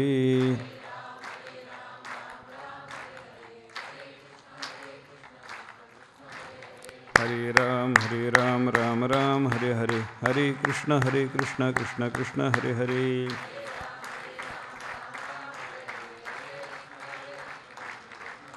पुंडलिक वरदा हरि विठ्ठल श्री ज्ञानदेव तुकाराम सद्गुरु गुंडा महाराज की जय. सद्गुरु हरी महाराज की जय. तुमची या दासीचा दास करून ठेवा, आशीर्वाद द्यावा हाची मज. नवविधा काय बोलली जे भक्ती द्यावी माझ्या हाती संत जनी. तुका म्हणे तुमच्या पायाच्या आधारे उतरेन खरे भवनदी. नवविधा काय बोलली जे भक्ती द्यावी माझ्या हाती संत जनी. संत शिरोमणी जगद्गुरू तुकाराम महाराजांच्या या अभंगाचा विचार करत करत नवविधा भक्तीचं चिंतन करावं असं ठरलं. त्या निमित्तानं आपण कालपासून विचारायला लागलेले आहोत. महाराजांचा अभंग हा मागणीपर अभंग आहे. या अभंगातून तुकाराम महाराजांनी साधू पुरुषांच्याकडे मागणी केलेली आहे असं आपण चिंतन केलं. देव आणि संत या दोघांना सोडलं तर तुकाराम महाराजासारख्या साधू पुरुषाची मागणी दुसरीकडे कुठेही नसते हे आपण पाहू शकतो. वस्तुतः तुकाराम महाराजांनी मी देवाच्याकडेच मागतो, देवाच्याशिवाय दुसरीकडे मागत नाही असं सांगितलेलं असताना संतांच्याकडे कशी मागणी केली याच्या संबंधातला काल विचार आपण केला. देव आणि संतात कुठल्याही प्रकारचा भेद नाही. देव ते संत निमित्त त्या प्रतिमाशी अवस्था असल्यामुळं देवाकडे मागणे संताकडे मागणे याचा अर्थ वेगळा होत नाही. देवाकडे मागणे म्हणजेही देवाकडेच मागणे आहे आणि संताकडे मागणे म्हणजेही देवाकडेच मागणे आहे असा विचार आपण त्या संदर्भामध्ये केला. तुकाराम महाराजांचं हे मागणं संतांच्या पाशी चाललेलं आहे. साधूजवळ मागताना तुकाराम महाराजांनी मागितलं काय, मला आशीर्वाद द्या अशी प्रार्थना तुकाराम महाराज करतात. आशीर्वादाचा विचार आपण केला. तुकाराम महाराजासारख्या साधू पुरुषाचाच खरा आशीर्वाद देण्याचा अधिकार आहे हेही आपण पाहिलं. महाराज देवालाही आशीर्वाद देतात, विशिष्ट अधिकारी अशा साधू पुरुषालाही आशीर्वाद देतात आणि सामान्य जगालासुद्धा आशीर्वाद देतात. असं 3 पद्धतीनं तुकाराम महाराजांच्या आशीर्वाद देण्याचं चिंतन आपण केलं. तसा आशीर्वाद घेतातही. देणं जसं चालू आहे आशीर्वादाचं तसं घेणंसुद्धा चालू आहे असं आपण चिंतन केलं. आणि हा आशीर्वाद मागून घेत असताना तुकाराम महाराजासारखे साधू पुरुष देव आणि संत यांना सोडलं तर तिसऱ्याच्यापासून त्यांना आशीर्वादाची अपेक्षा नाही. कारण आशीर्वादाच्या योगानं ज्या वस्तूचा लाभ त्यांना करून घ्यायचा आहे त्या वस्तू देव आणि संताच्याशिवाय दुसरीकडे कुठेही प्राप्त होण्याची शक्यता नाही. हे तुला असावं, आशीर्वादाच्या योगानं हे तुला असावं असं जे सांगितलं जातं, तुला हे प्राप्त होवं, हे तुला असावं, हे तुझ्याजवळ स्थिर असावं असं जे सांगितलं जाणार आहे ते सगळ्याच्या सगळं देवाच्या शिवाय आणि संताच्या शिवाय दुसरीकडे कुठे प्राप्त होण्याची शक्यता नाही. म्हणून तुकाराम महाराज आशीर्वाद मागतात तो देवाला तरी नाहीतर साधू पुरुषाला तरी असा पण विचार केला. आणि या अभंगातून तुकाराम महाराजांचं साधू पुरुषाच्याकडे आशीर्वाद मागून घेणं चालू आहे असं आपण चिंतन केलं. काय आशीर्वाद मागितला महाराजांनी, तुमच्या दासीचा दास करून ठेवा हा आशीर्वाद मागितला. दासीचा दास, दासाचा दास ही परंपरेनं दास्य मागण्याची पद्धती आहे, भाषा आहे असं आपण चिंतन केलं. साक्षात दास्य द्या ते तरी चांगलंच आहे, पण तुमचं साक्षात दास्य करण्याचा अधिकार माझा सिद्ध झाला नाही असं जर तुम्हाला वाटत असेल तर निदान तुमच्या परंपरेनं दास्यामध्ये तरी मला नियुक्त करून घ्या. तुमच्या दासाची सेवा द्या, तुमच्या दासाच्या दासाची सेवा द्या, तुमच्या दासाचा जो दास आहे त्याच्या दास्यामध्ये मला प्रयुक्त करून घ्या. ही जी प्रार्थना आहे हे परंपरेनं दास्य द्या अशा पद्धतीचा आशीर्वाद मागणारी प्रार्थना आहे असं आपण चिंतन केलं. आता हे साधू पुरुषांचं साक्षात दास्य किंवा परंपरेनं दास्य जे तुकाराम महाराजांनी या ठिकाणी मागून घेतलेलं आहे त्याचं कारण काय, तर त्या दास्यातूनच आपल्याला भक्ती प्राप्त होण्याची शक्यता आहे. हे त्याचं महत्त्वाचं कारण आपण पाहिलं. आता भक्तीच्या संबंधातला विचार आपण कालपासून चालू केला होता. भक्ती महत्त्वाची आहे. कशामुळं महत्त्वाची आहे या संदर्भात विचार करत असताना साधू पुरुषांनी भक्तीचा महिमा गायला म्हणूनच भक्ती महत्त्वाची आहे. तुकाराम महाराजांचा अवतारच विशेष रीतीनं कशासाठी जर झालेला असेल तर महाराजांच्या आरतीमध्ये निळोबारांनी केलेलं वर्णन आपण काल पाहिलं. हरिभक्तीचा महिमा विशेष वाढविला. तुकाराम महाराजांनी हरिभक्तीचा महिमा विशेष रीतीने जगामध्ये प्रसृत केलेला आहे. तुकाराम महाराजासारख्या साधू पुरुषाला जगामध्ये परमात्म्याच्या प्राप्तीची इतर साधनं असतानासुद्धा हरिभक्तीचाच महिमा विशेष रीतीनं वाढवायची गरज काय वाटली याचं चिंतन आपण काल केलं. तेव्हा आपल्याला असं लक्षात घेता आलं की बाबा बाकीची साधनं परमात्म्याच्या प्राप्तीची जरी असली तरी ती सगळीच्या सगळी साधनं कठीण आहेत आणि हरिभक्तीचा विचार जर केला तर भक्तिपंथ बहुसोपा आहे असं आपण चिंतन केलं. म्हणजे भक्तीचं सोपे पण खरंच आहे का सापेक्षतेनं आहे याचं चिंतन करताना अन्यस्मात सौलभ्यम भक्तो या नारदांच्या भक्तिसूत्राचा आश्रय आपण घेतला. वस्तुतः मुळात भक्ती कठीणच आहे, पण इतर साधनांच्या तुलनेत जर भक्तीचं चिंतन आपण केलं तर भक्ती सोपी आहे असा विचार आपल्याला करता आला. मग परमात्म्याच्या प्राप्तीची सगळीच्या सगळी साधनं कठीणच जर असतील, ऐका आणि त्याच्यातल्या त्याच्यात जर भक्ती सोपी असेल तर मग भक्तीकडं सगळ्या जगाने वळावं. याच्याकरता तुकाराम महाराजासारख्या साधू पुरुषांनी हरिभक्तीचा महिमा विशेष वाढविला. हे वर्णन निळोबाराने केलेलं आहे. आपण त्याचं चिंतन करून आलो.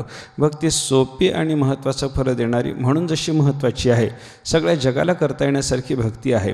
न निर्विण्ण नातिसक्त भक्तियोगस्य सिद्धिदः असं भक्तीच्या संदर्भामध्ये भागवताची चिंतन आलं.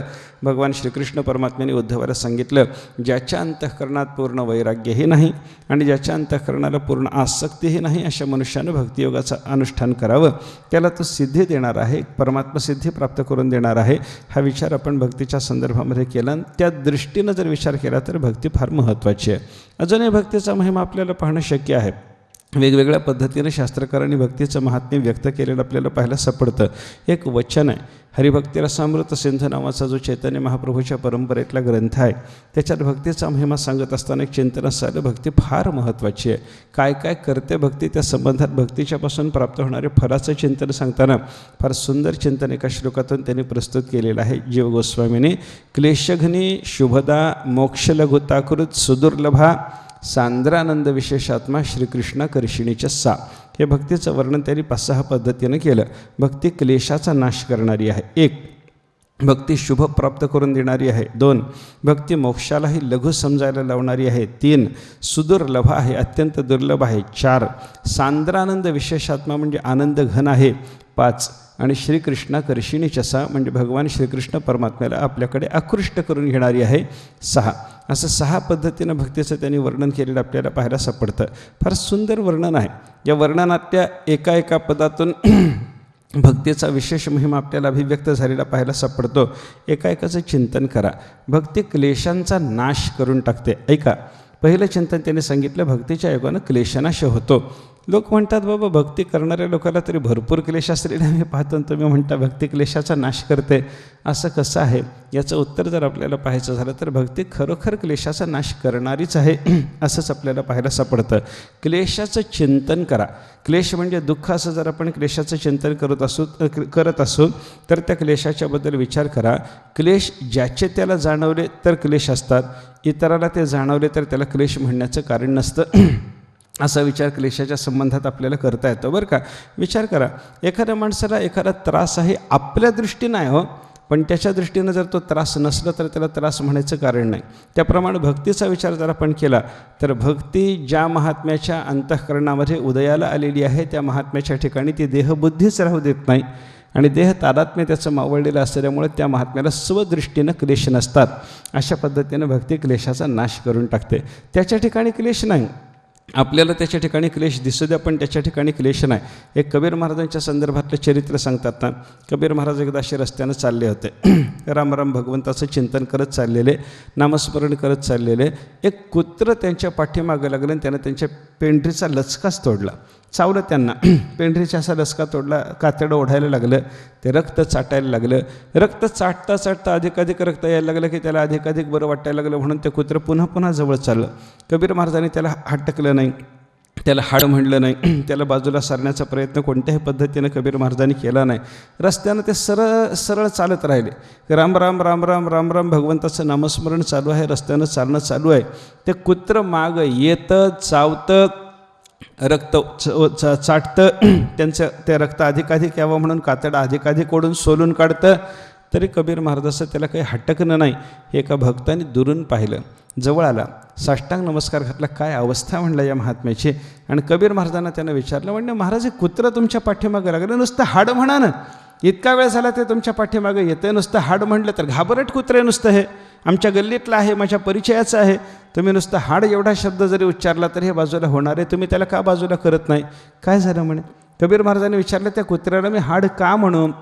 त्यानं सांगितलं, म्हणलं महाराज तुमचं कातडं लोळवलं आहे ना त्यानं, एवढं कातडं त्यानं सोलून काढलं आहे, एवढा तो चावायला लागला आहे तुम्हाला, आणि तुम्ही त्याला हाडसुद्धा म्हणणार नाही? कबीर महाराजांनी त्या साधकाला उत्तर दिलं, कुत्ता जाने चमडा जाने.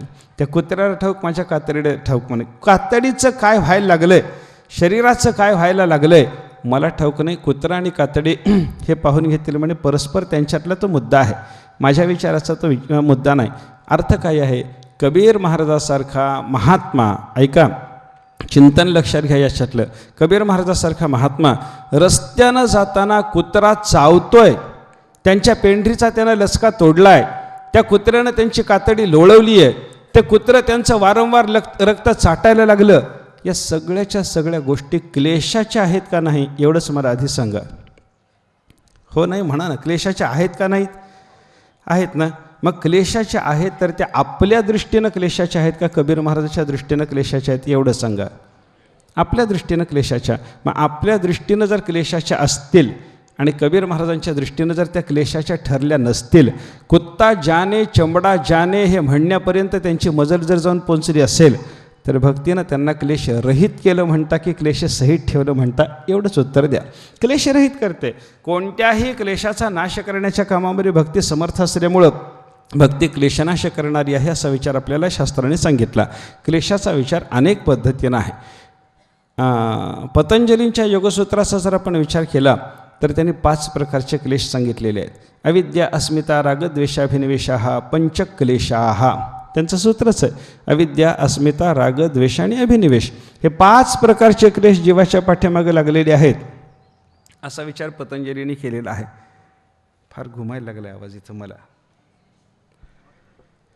5 प्रकारचे क्लेश आहेत. पतंजलीने सांगितलं 5 प्रकारचे क्लेश आहेत. या सगळ्या क्लेशांचा नाश करण्याच्या कामामध्ये भक्ती समर्थ आहे असा एक विचार आपल्याला ऐकायला मिळतो बरं का. दुसरा विचार ऐका. क्लेशाचं चिंतन करत असताना हरिभक्ती रसामृत सिंधूमध्येच भक्ती क्लेशाचा नाश करते म्हणजे कशाचा नाश करते या संबंधात त्यांनी वर्णन केलेलं आहे. क्लेशास्तु पापम तद्बीजम अविद्याचेती ते त्रयः. 3 प्रकारच्या गोष्टीला क्लेश म्हणावं असं त्यांनी वर्णन केलेलं आहे. पाप हा एक क्लेश आहे. तद्बीजम पापाचा प्रादुर्भाव करणारी अशी जी कारणभूत असणारी विकार परंपरा आहे तो एक प्रकारचा क्लेश आहे. आणि अविद्या म्हणजे अज्ञान हा एक प्रकारचा क्लेश आहे असं आपल्याला चिंतन करता येतं. वेगवेगळ्या पद्धतीने क्लेशाचा विचार त्यांनी केलेला आपल्याला पाहायला सापडतो बरं का. पापाला क्लेश म्हणतात. पाप हा सुद्धा एक प्रकारचा क्लेश आहे असं भक्तिरसामृत सिंधूमध्ये वर्णन आपल्याला पाहायला सापडतं. मला काय सांगायचं आहे, त्या पापाचा नाश करणारी भक्ती आहे. पापाचं बीज असणाऱ्या विकाराचा नाश करणारी भक्ती आहे. आणि पापाच्या बीजाचा जसा नाश करते त्याप्रमाणे त्या बीजाचंही बीज असणारी जी अविद्या, त्या अविद्येचाही नाश करण्याच्या कामामध्ये भगवंताची भक्ती समर्थ आहे असा विचार भक्तिरसामृत सिंधूकारांनी व्यक्त केलेला आपल्याला पाहायला सापडतो. क्लेशाचा नाश करणारी भक्ती परमात्म्याच्या भक्तीच्या योगानं सगळ्या क्लेशाचा नाश होऊन जातो. पापाचा नाश भक्तीच्या योगानं होतो. परमात्म्याची भक्ती आपण करायला लागलो, नामस्मरण वगैरे भगवंताचं आपण केल्याच्या नंतर आपलं सगळं पाप जातं. अशा पद्धतीची वर्णनं भक्तिशास्त्रामध्ये आपल्याला पाहायला सापडतात बरं का. एक चिंतन आहे पुराणामध्ये आलेले चिंतन आहे. तन्नास्ति कर्मजम लोके वाग्जम मानसमेव वा यन्न क्षपयते पापम कलौ केशव कीर्तनम. बरं का. भगवंताचं नामस्मरण जे पाप नष्ट करत नाही असं पाप अजून जगामध्ये निर्माण झालंच नाही. ज्या पापाचा नाश भगवंत नामस्मरणाला करता येत नाही असं पाप जगामध्ये निर्माण झालेलंच नाही. अशा पद्धतीचा विचार शास्त्रकारांनी आपल्याला सांगितलेला पाहायला सापडतो बरं का.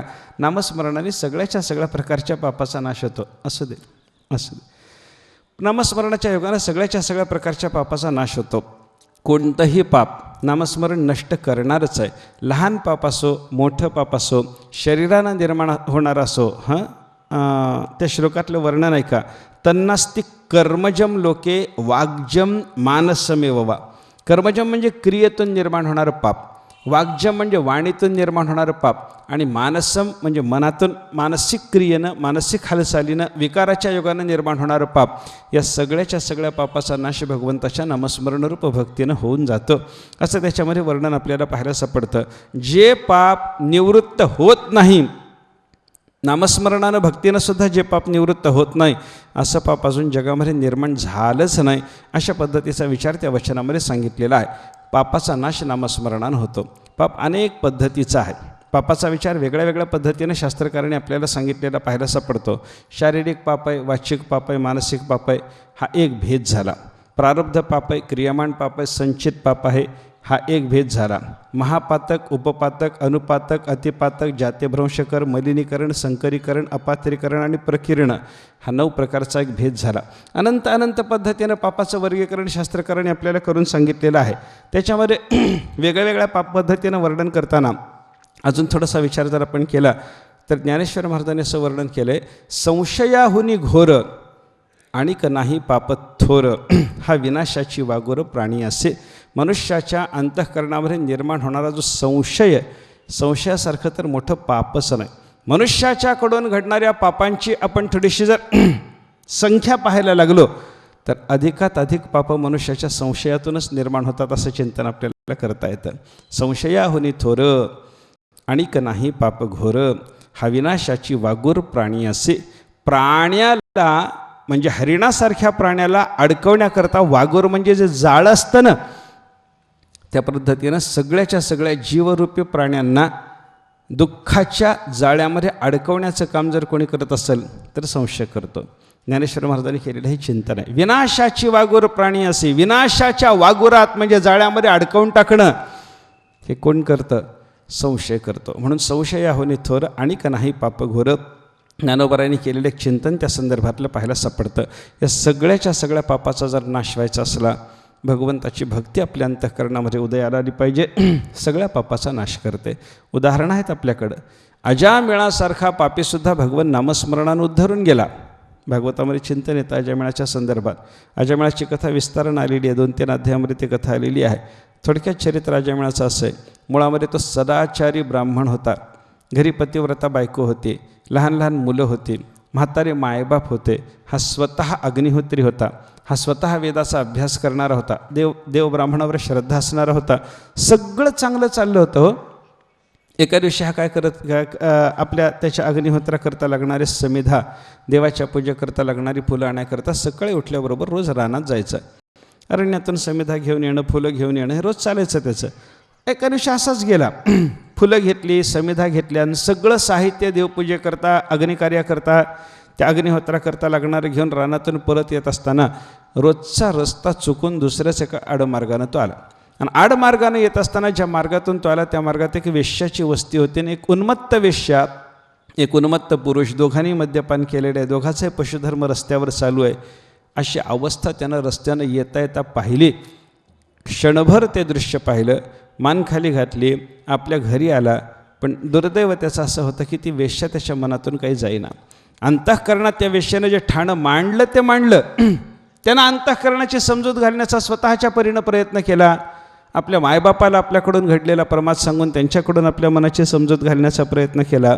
मित्रमंडळीला आपली अडचण सांगितली, त्यांच्याकडून मनाची समजूत घालण्याचा प्रयत्न, गुरुजनाकडून प्रयत्न झाला. सर्वांच्याकडून प्रयत्न होऊनही त्याच्या अंतःकरणामध्ये वेश्येचं जे ठाणं निर्माण झालं होतं, हालेना, सगळं सुटलं. शेवटी त्या वेश्येच्या प्रेमापोटी याचं सगळं सुटलं. घरदार सुटलं, मायबाप सुटले, पतिव्रता बायको सुटली, लहान लहान मुलं सुटली, देवधर्म सुटला. वेश्येच्या संगतीत जाऊन राहिला. किती वर्ष राहावा? तारुण्यात जो गेला होता तो 88व्या वर्षी त्याचं मरण आलं. त्या कालापर्यंत तो वेश्येच्या संगतीत राहिला, परत आलाच नाही. 10 मुलं त्या वेश्येच्या संगतीत त्याला झाली होती. 10व्या मुलाचं नाव योगायोगानं त्यानं नारायण ठेवलं होतं. नारायण का ठेवलं त्याची कथा सांगितली जाते. काय झालं होतं म्हणे, याला जेव्हा 10वा मुलगा झाला तेव्हा हा अजामिळ कुठंतरी बाहेरगावी गेलेला होता. आणि 1-2-4 साधू असे प्रवासाला निघालेले. रस्त्यानं जाता जाता अचानक पाऊस लागला. रात्रभर कुठंतरी थांबायचा प्रसंग आला आणि या महात्म्याने पावसात जवळचं घर गाठायचं म्हणून जे घर गाठलं ते अजामिळाच्या वेश्येचंच घर लागलं. ते बिचाऱ्या महात्म्यांना पत्ता नाही, प्रवासी दुरून आलेले, वेश्येचं घर आहे त्यांना पत्ता नव्हता. घरात गेले, दरवाजा वाजवल्याबरोबर अजामिळाची ही भारी वेश्या जी होती, प्रसूत झालेली नव्हतीच, तीच एकटी घरात होती. अजामिळ कुठंतरी बाहेर गेलेला, दरवाजा वाजवलेला ऐकला, बाहेर आली, दार काढलं. महात्मे भेटले, महात्म्यांना आत घेतलं, नमस्कार वगैरे केलं. त्या महात्म्याने विचारलं, म्हणे बाई आम्हाला रात्रभर इथं थांबता येईल का? व्यवस्था आहे तुमच्याकडे काय? तिनं सांगितलं काही अडचण नाही, माझे पतिदेव नाहीत, मी एकटीच घरात आहे, मी नुकतीच प्रसूत झालेली आहे, 10 दिवस झालेत, मी एकटीच आहे, पण काही अडचण नाही, आपण राहू शकता. त्या महात्म्यांना पत्ता नाही, वेश्येचं घर आहे. त्या महात्मे थांबले, 4 महात्मे थांबले. सकाळी उठल्याबरोबर पुढच्या प्रवासाला, पाऊस थांबलेला होता, पुढचा प्रवास करायचा. महात्मे निघाल्याबरोबर त्या बाईला त्याने सांगितलं, बाई दार वगैरे लावून घ्या, आम्ही निघतो आता. ते बाई आली, नमस्कार केला, आपलं पोरगं त्या महात्म्यांच्या समोर मांडलं आणि सांगितलं, म्हणे महाराज हे पोरगं झालं आहे, 10 दिवस झाले, आज 11वा दिवस आहे, उद्या या पोराचं बारसं आहे, 12व्या दिवशी नाव ठेवावं असं म्हणतात ना, शास्त्र आहे ना. द्वादशी हने पिता नाम कुर्यात इति ईश्वर इच्छा. जन्मलेल्या मुलाचं 12व्या दिवशी नाव ठेवलं जावं अशी ईश्वराची इच्छा आहे. आमचे गुरुजी सांगायचे ईश्वराची इच्छा वेगळी आणि बायकाची इच्छा वेगळी आहे म्हणे. बापानं नाव ठेवावं ईश्वराची इच्छा, नात्यानं नाव ठेवावं बायकाची इच्छा आहे म्हणे. कोणती इच्छा प्रबल ठरली व्यवहारातला वेगळा मुद्दा. पण 12व्या दिवशी बापाने नाव ठेवलं पाहिजे. नाव ठेवायचं आहे. ती वेश्या विचारायला लागली, महाराज पोराचं नाव ठेवायचं, काय नाव ठेवावं सांगा बरं. 10 मुलं झाली, 9 पोराची नावं ठेवलेली आहेत, काहीतरी नावं ठेवली होती. महात्म्य तुम्ही प्राप्त झालात, तुम्हाला अनेक नामाचा परिचय आहे, एक चांगलंसं नाव माझ्या पोराकरता सांगा बरं. महात्म्याने सांगितलं नारायण नाव ठेवून द्या. माऊलीनं ते लक्षात ठेवलं. दुसऱ्या दिवशी नवरा आला. पोराचं बारसं जेव्हा झालं तेव्हा त्या पोराला मांडीवर घेतल्या अजयमिळानं विचारलं बायकोला काय नाव ठेवायचं. त्यानं सांगितलं महात्मे आले होते, त्याने नारायण नाव ठेवायला सांगितले, ठेवून द्या. नारायण नाव त्या पोराला अजयमिळानं ठेवलं. भावना नाही, महात्मे आले त्याने सांगितले नारायण नाव देवाचं आहे आपण ठेव. काय भावना नाही, वेश्यासंगी झालेला. नारायण नाव ठेवून दिलं. पोरगं लहानाचं मोठं व्हायला लागलं. लहान पोरगं शेंडे फळ, त्याचं बापाला प्रेम असल्यामुळं पोराच्या विषयीची चौकशी नेहमी तो करत राहायचा. एवढंच काय ते घडलं होतं. नारायण आला का, नारायण गेला का, नारायणाचं स्नान झालं का, नारायण जेवला का, नारायण झोपला का, नारायण शाळेत गेला का, नारायणाचा अभ्यास झाला का. प्रत्येक वेळेला नारायणाची चौकशी करण्याच्या निमित्तानं नारायण नारायण नारायण नारायण स्मरण व्हायला लागलं. परिणाम असा झाला, नारायणाचं स्मरण होऊन नारायणाचा जो वेध त्याच्या चित्ताला लागला होता. अंतकाळाला यमदूतांनी पाश टाकले. त्याला ते ओढत असताना एकदम नारायणाची आठवण आली. म्हणून पोराला हाक मारण्याच्या निमित्तानं विकृष्य पुत्रम अघवान यदजा मिलोपी नारायणे ते म्रियमाण इयाय मुक्तिम. पुत्रम विकृष्य, पोराला हाक मारण्याच्या निमित्तानं नारायण त्यानं आवाज दिला. आणि नारायण हा शब्द त्याच्या मुखातून अंतकाळात प्रगट झाल्याबरोबर विष्णुदूत त्या ठिकाणी आले आणि विष्णुदूताने त्या यमदूताचं निवारण केलं आणि सांगितलं म्हणे आमचं गिऱ्हाईक आहे. यमदूत म्हणते तुमचं कसं राहिलं, आमचं गिऱ्हाईक. अरे वेश्यासंगी 10 पोरं होईपर्यंत वेश्यासंग केला. या वेश्येला संतुष्ट ठेवण्याकरता अनेक दुराचार केले. पतिव्रता बायकोचा त्याग केला, देवधर्म सोडला, अग्निहोत्र सोडलं, वेदाची सेवा सोडली, अतिथीची ब्राह्मणाची सेवा सोडली, मायबाप सोडून दिले. आणि याला तुम्ही तुमचं गिऱ्हाईक म्हणता, वैकुंठात याला नेणार. त्यानेच सांगितलं जन्म कसा गेला याच्यापेक्षा यानं अंतकाळात उच्चारण करताना आमच्या मालकाचं नाव घेतलं की नाही बघा म्हणे. काय उच्चारण केलं, नारायण हा त्याचा शेवटचा शब्द की नाही आहे म्हणे, पण नारायण त्याच्या पोराचं नाव आहे. तुमच्या मालकाला हाक मारण्याच्या निमित्तानं त्यानं नारायण शब्दाचा उच्चार थोडाच केला आहे. नारायण त्याच्या पोराचं नाव आहे बाबा. धाकटं पोरग आहे, शेंडे फळ आहे, त्याचं प्रेम आहे, त्याला हाक मारण्याच्या निमित्तानं ते पोरग जवळ यावं वाटलं त्याला, म्हणून त्यानं नारायण शब्दाचा उच्चार केला. याने सांगितलं नारायण त्यानं त्याच्या पोराला ठेवलं असेल हो नाव. विष्णुदूत बोलायला लागले नारायण त्याने त्याच्या पोराला नाव ठेवलं असेल, पण नारायण नाव मुळात कोणाचं नाही हो म्हणले, याच्या पोराचं. अरे त्याच्या पोराचं कसं होतं म्हणे, याचं पोरग जन्माला येण्याच्या पूर्वी जगामध्ये नारायण नाव होतं की नाही, होतं. मग ते कोणाचं, ते नारायणाचं, भगवंताचं. मग भगवंताचं नाव यानं याच्या कार्ट्याला ठेवलं म्हणून नारायण नाव याच्या पोराचं थोडंच झालं. नाव मालकाचं, नामाचा उच्चार करण्याकरता निमित्त याच्या पोराचं झालं असेल, पण नाव मालकाचं आहे, आमच्या स्वामीचं आहे, भगवान महाविष्णूचं आहे. आणि त्या नारायण नावाचा याच्या मुखातून उच्चार झालेला असल्यामुळं हे आमचं गिऱ्हाईक आहे. यानं जन्मभर कसं वर्तन केलं याच्याशी आम्हाला घेणं देणं नाही. आम्ही याला उचलणार, आम्ही घेणार. यमदूताचं निवारण करून विष्णुदूताने त्याला उचलण्याचा प्रयत्न केला. हे चरित्र आहे अजयमेळाच्या संबंधातलं. मला सांगायचं काय, नारायण नामाचा उच्चार करण्याच्या निमित्तानं घडलेली भक्ती त्याच्या पापरूप क्लेशाचा नाश करणारी ठरली की नाही, एवढाच माझा मुद्दा आहे. क्लेशघनी भक्ती क्लेशाचा नाश करते, आणि क्लेशामध्ये पाप हा पहिला क्लेश आहे. वालाकोळ्याचं चरित्र असंच आहे, गणिकेचं चरित्र असंच आहे. अनेक पापी जीवांचा उद्धार भगवत नामस्मरणानं, भगवत भक्तीनं, भगवत सेवनानं झाला. म्हणजे भक्ती पापरूप क्लेशाचा नाश करते. शुभदा क्लेशघनी म्हणजे पापरूप क्लेश गेले. त्याच्यानंतर तद बीजम, क्लेशाचा विचार करत असताना पाप हे जसं क्लेशाचं एक स्वरूप सांगितलं, त्याप्रमाणे दुसरा क्लेशाचा प्रकार सांगितला, त्या पापाचं बीज. माणसाकडून पाप घडतं नाही असं नाही.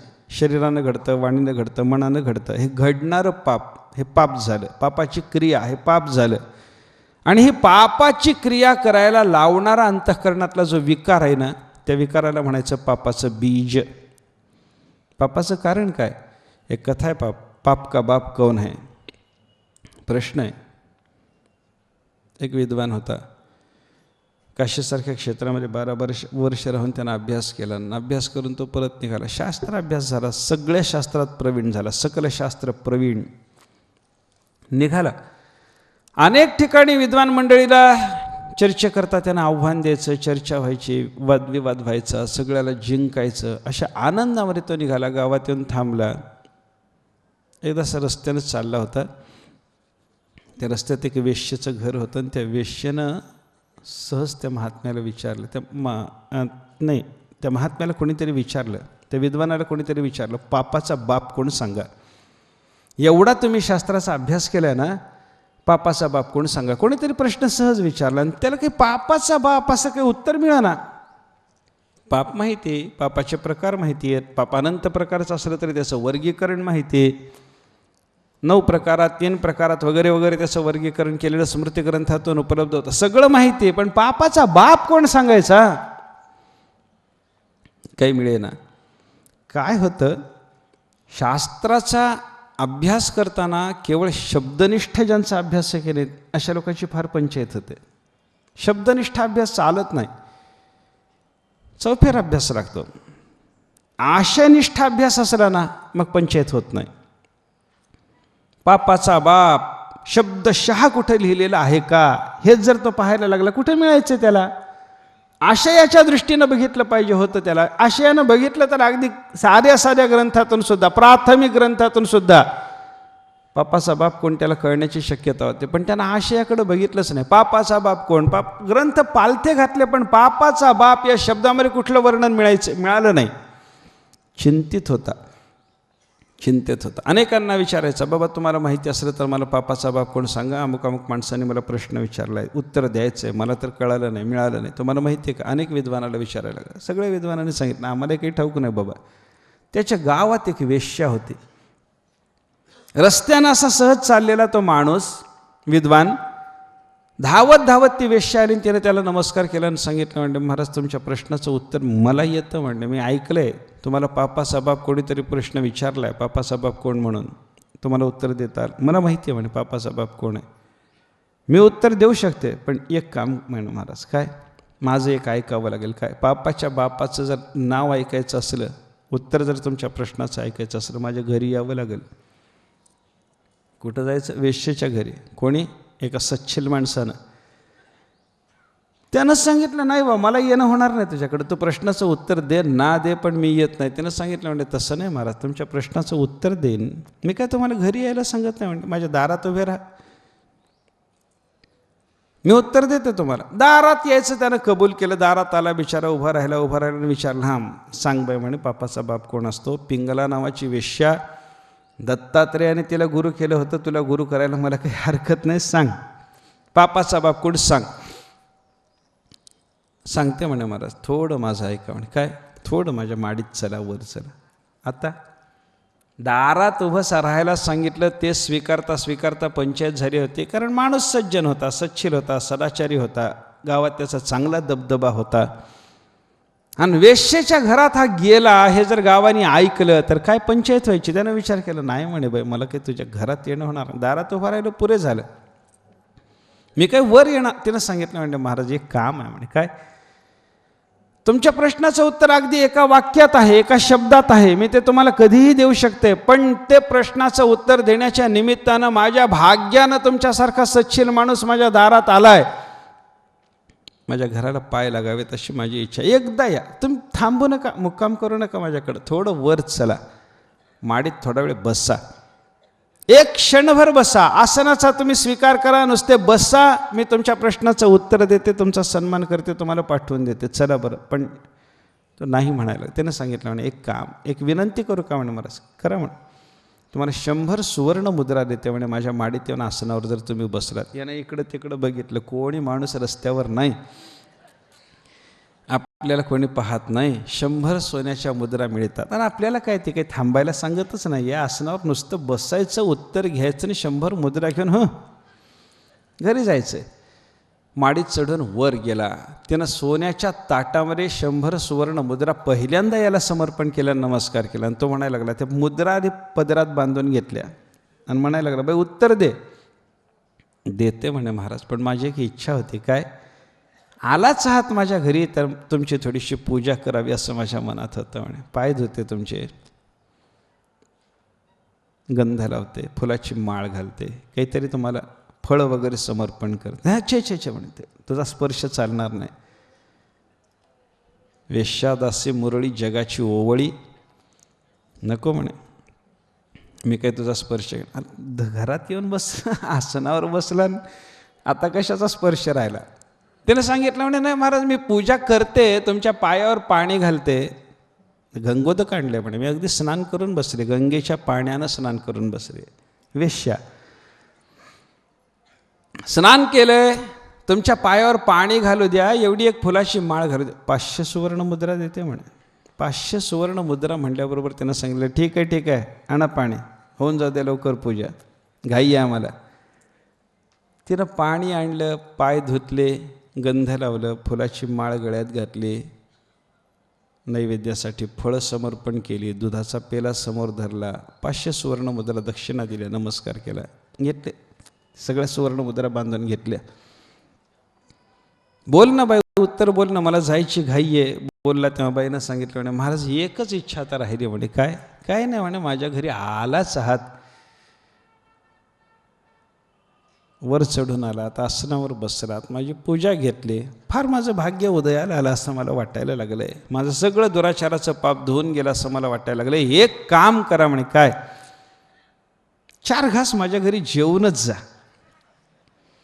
आता 4 घास वेश्येच्या, त्यानं सांगितलं नाही. ते म्हणायला लागले, तसं नाही महाराज, माझ्या घरी विहीर आहे, पाणी काढून घ्या, तुम्ही स्वयंपाक करा, मी शिरा देते कोरडा, जेवण करूनच. हा म्हणायला लागला, मला स्वयंपाक येत नाही. त्यानं सांगितलं, मग असं करू म्हणे, मी स्नान करते, स्वयंपाक करते, अगदी ओल्यानं करते, सोवळ्यात करते,